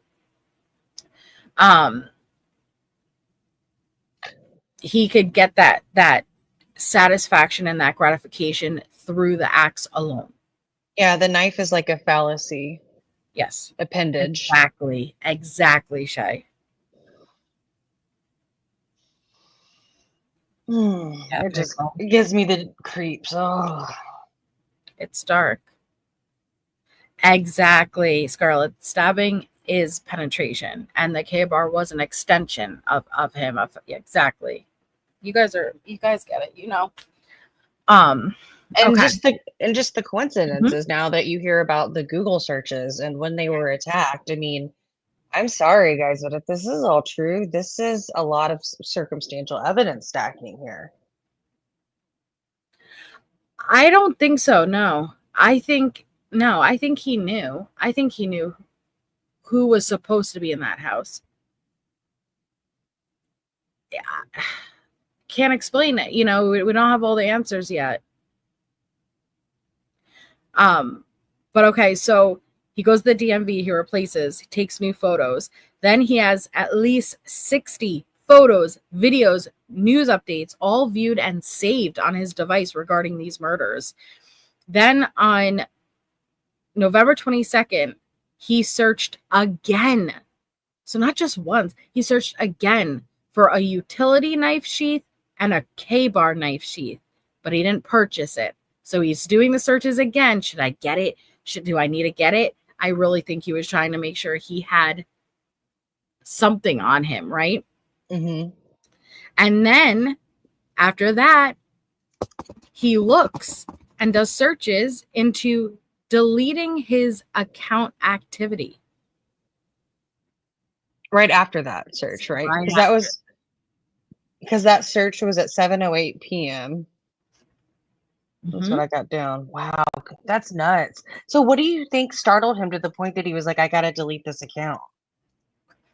He already just did that search. It was everywhere, and I think he was really struggling between knowing that sheath. I think that sheath was haunting him, Shay, and I don't think he accounted for the DNA to be on it, but either way, he needed to replace it. Wow. Oh, Harlot. Yeah. If you look into the numerology of it. Mm-hmm. Oh. And I believe his birthday the 21st, right? Harlot? I think you're right. His birthday is the 21st, I believe. Well, then he took more creepy 21st. selfies.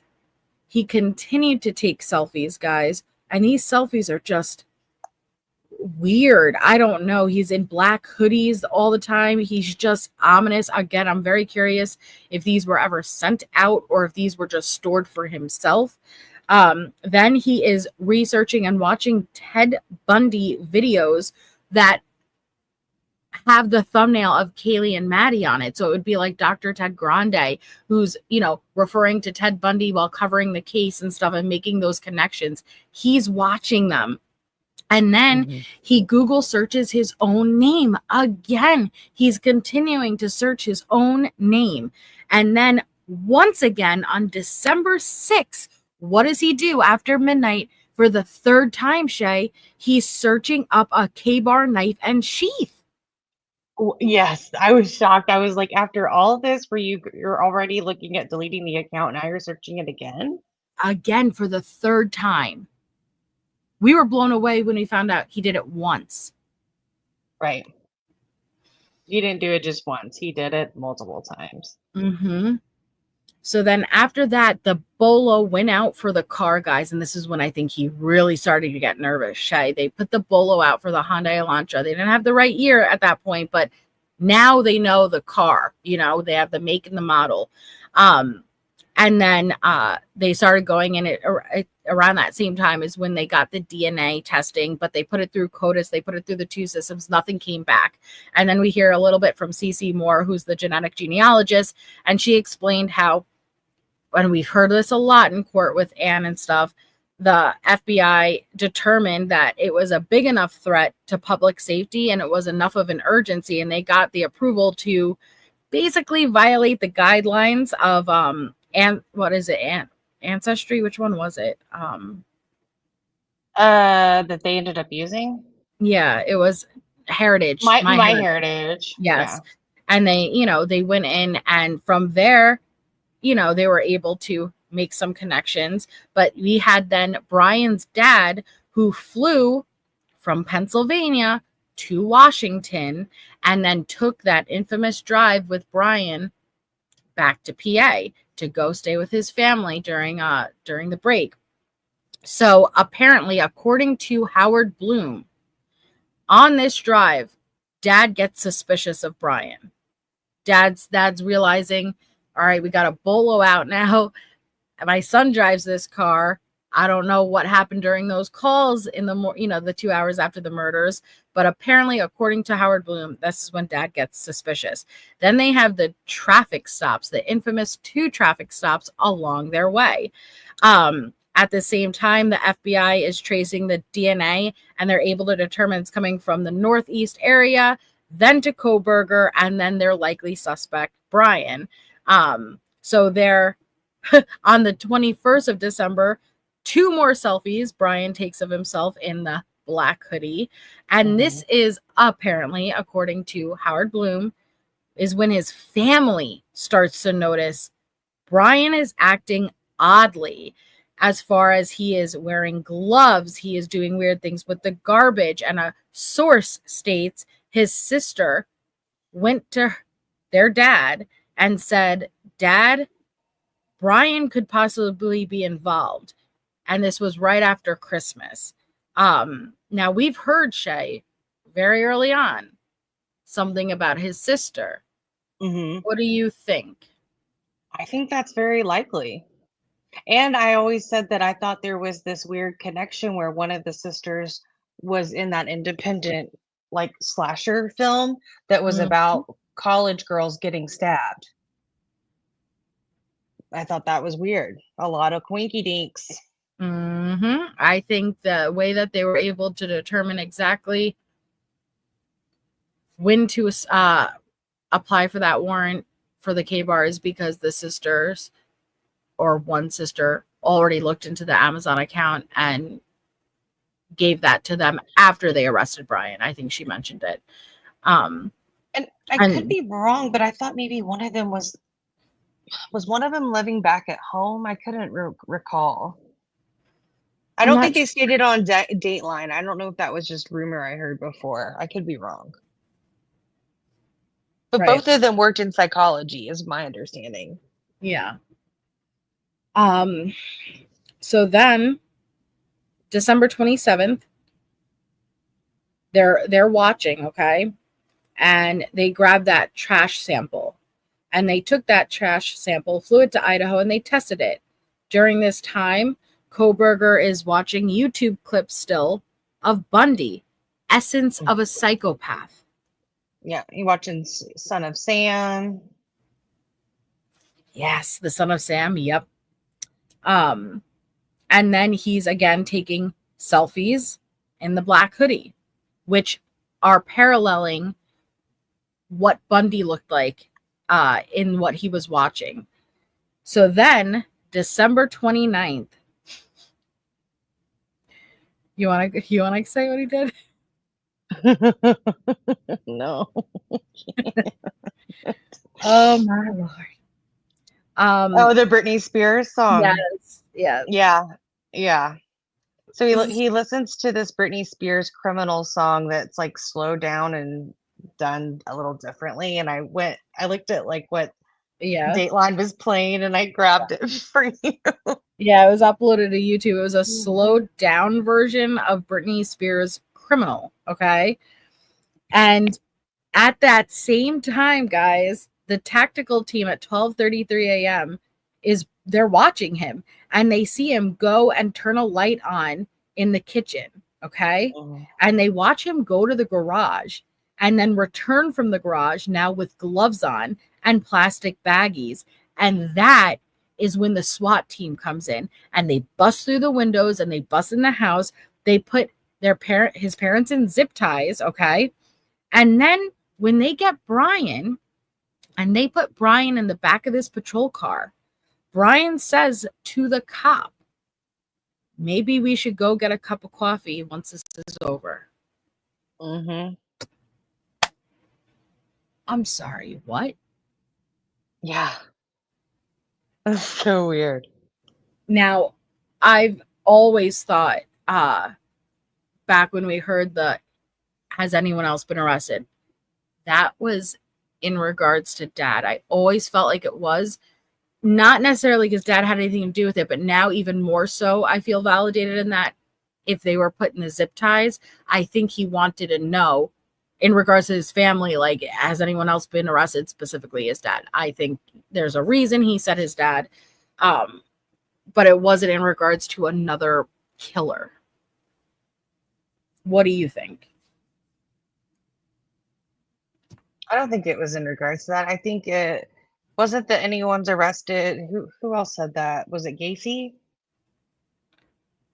John Wayne Gacy. Yeah, didn't Gacy say that? Has anyone else been arrested? Yeah, like there's another serial killer that said that before. Was it Gacy, guys? Y'all remember? Yes, Gacy, but he did have legit accomplices. See, he's paralleling all of these killers. And you know what I was thinking of? When he said grab a cup of coffee, it reminded me of Ed Kemper grabbing a beer with the cops, remember? Yes. And I was like, I was taking each bit of this and I was like, oh my Lord. Because I had said this a long time ago, Melissa, and I don't know if it's like when you and I met, but maybe Valerie and I, when we were talking one time and she was on this Ted Bundy thing. Yeah. And I told her, I'm like, but what if he is a fan of Ted Bundy or whoever did this, but what if they also want to emulate other serial killers because it's something that they study and they're passionate about and they want to be the best of all of them, you know? Yeah. Like it's like a montage. Right. And it's on Peacock ATS. That's only one I know for sure. It's on Peacock. They'll probably have it on like YouTube you eventually. said, him asking, do you want a cup of coffee? That's perfect to refer to Ed Gein, because you're right. Bryan would have looked at himself. I'm sorry, yeah, Ed Kemper. Bryan would have looked at himself similar to Ed Kemper, who aided in helping search for himself with the cops, would go to the bars, hang out, talk about the investigation, and he was the killer. Bryan, and he's a co-ed killer. The co-ed killer was his nickname. Yes, the co-ed killer. And Bryan probably looked at himself as not the criminal versus I'm one of you. I'm the PhD. So I look into this, right? So you want to go grab a cup of coffee once this is all done. You know what I mean? Yeah. That's what I took from it. I was like, that sounds really familiar. I had to think about it for a second because I remember, did they show that on Mindhunters? And I know he did do it because there's pictures of him doing it. It's well talked about and documented. Yes. I wish that show never ended. That was such a good show, by It the was way. a great show. Great show. Ed Kemper was. What he I did don't to know his mother. Oh what my he lord. did and how he described what he did. Wow. And he's super smart and he likes to talk about this stuff.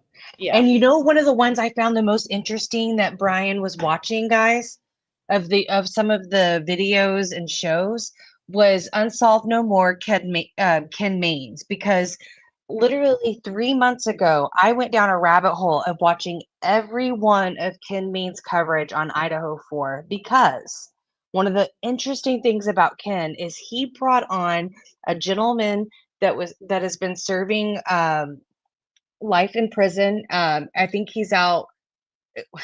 He was in the same place where Scott Peterson is, and he's been with like Charles Manson. He's been with some of like the top like serial killers we've ever heard of, and he changed his life. He does art. He's done a lot of good things since his crime, and has had perspective. And Ken started working with him on kind of like this thought process of what goes into killers. And so they did this like series together, Melissa, and it was really, really fascinating. And I wonder if he listened to that. It was very, very interesting. But he was watching, like detectives, News Nation, like all sorts of stuff from those little clips that they were showing on the Dateline special. They were just showing like thumbnails. And I recognized one of those as Ken Maines, Unsolved No More. And I was like, oh my lord, that's interesting. Because that series where he talked about like what could have been this person's mindset. And it gave me chills. It gave me chills. Phoebe says, I just watched another content creator discussing Bryan. They think Bryan didn't do this alone. Opinions. And she said, based off the Dateline episode. So the way I see it is, what would give you the opinion that there was more than one person? I personally don't, because there's no evidence that indicates that it's more than one person.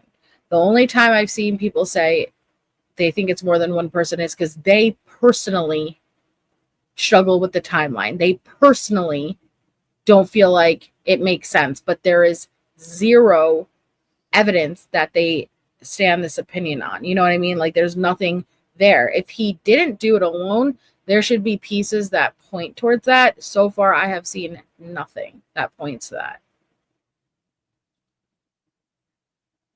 I mean, I think that part of I think, okay, so the reason why I think Bryan did this alone beyond the evidence is based on what we know of his personality. That's just me. But I do think, Melissa, that whenever sometimes people have a hard time thinking, even if it is Bryan or there is more people, well, more so when they think it's just not Bryan, right? Mm-hmm. And you think alternative perpetrator. I always kind of went back to what even Judge Hippler was saying, was like, even if you think it's anybody additional or there's more than one, you still He's have so Bryan guilty. here. Yes. You still have Bryan here that has a lot of stacked circumstantial evidence that required his own search warrants. Because remember, Anne was trying to push back on that, and that kind of gave me some perspective. I was open to it being more people, but I think it does make sense to be one person, and I think it could be done in the time frame, especially after we watched that Apple River stabbing. That was very enlightening and very heartbreaking. Yeah.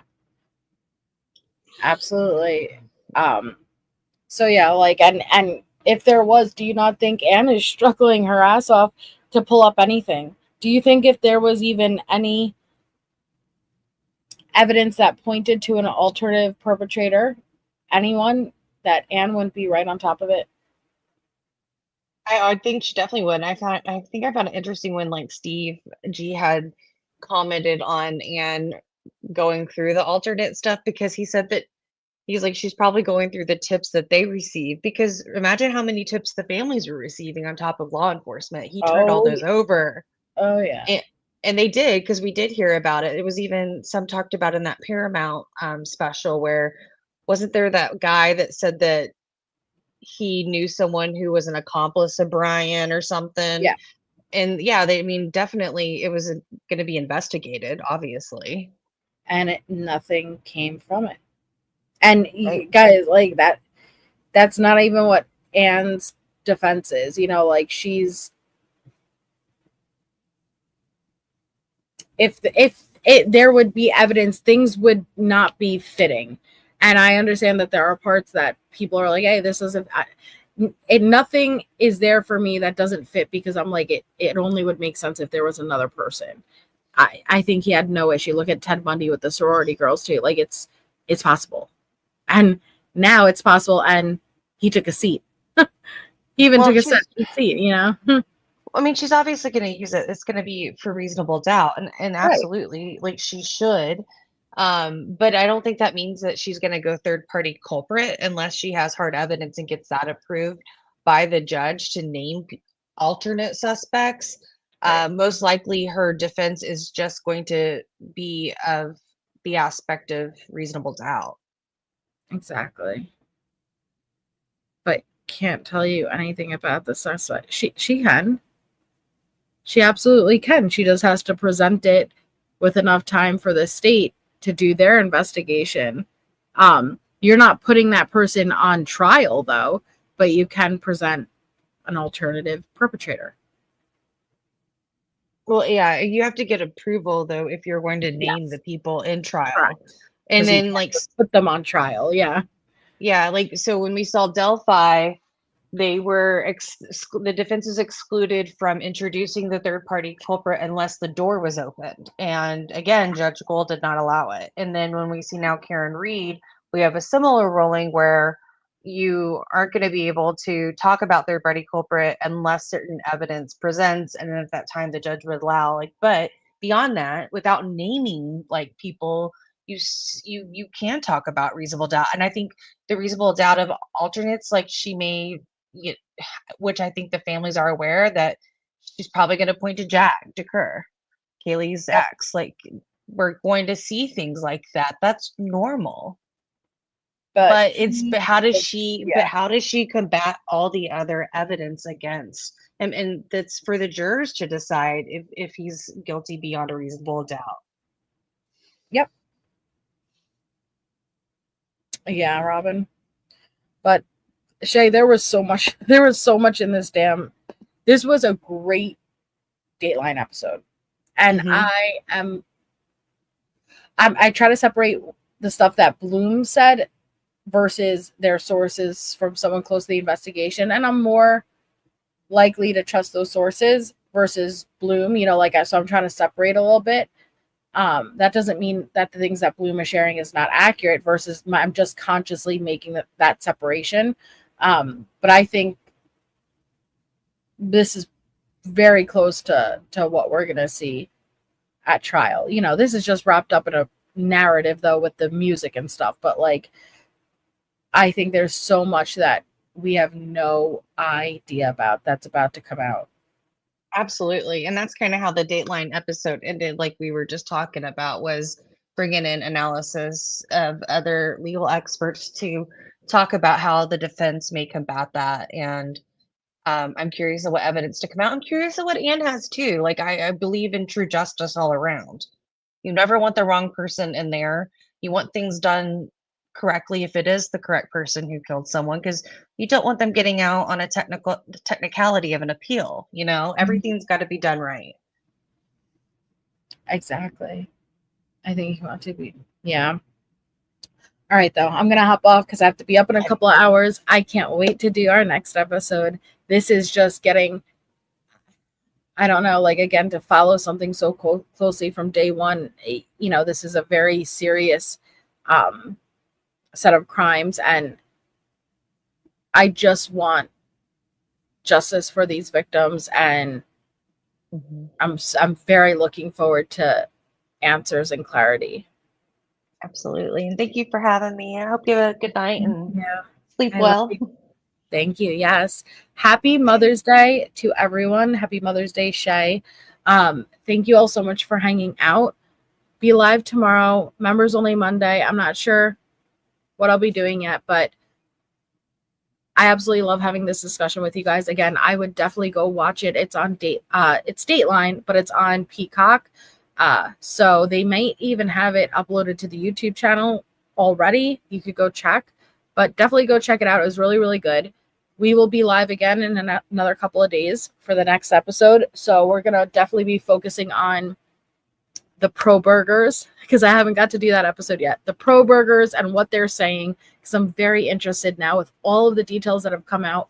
What are they saying? Are they still thinking Bryan's innocent? If they are, what are they combating the evidence with? So we will definitely take a look at that. So have an amazing rest of your night. I will see you guys tomorrow. Happy Mother's Day. You guys are the best.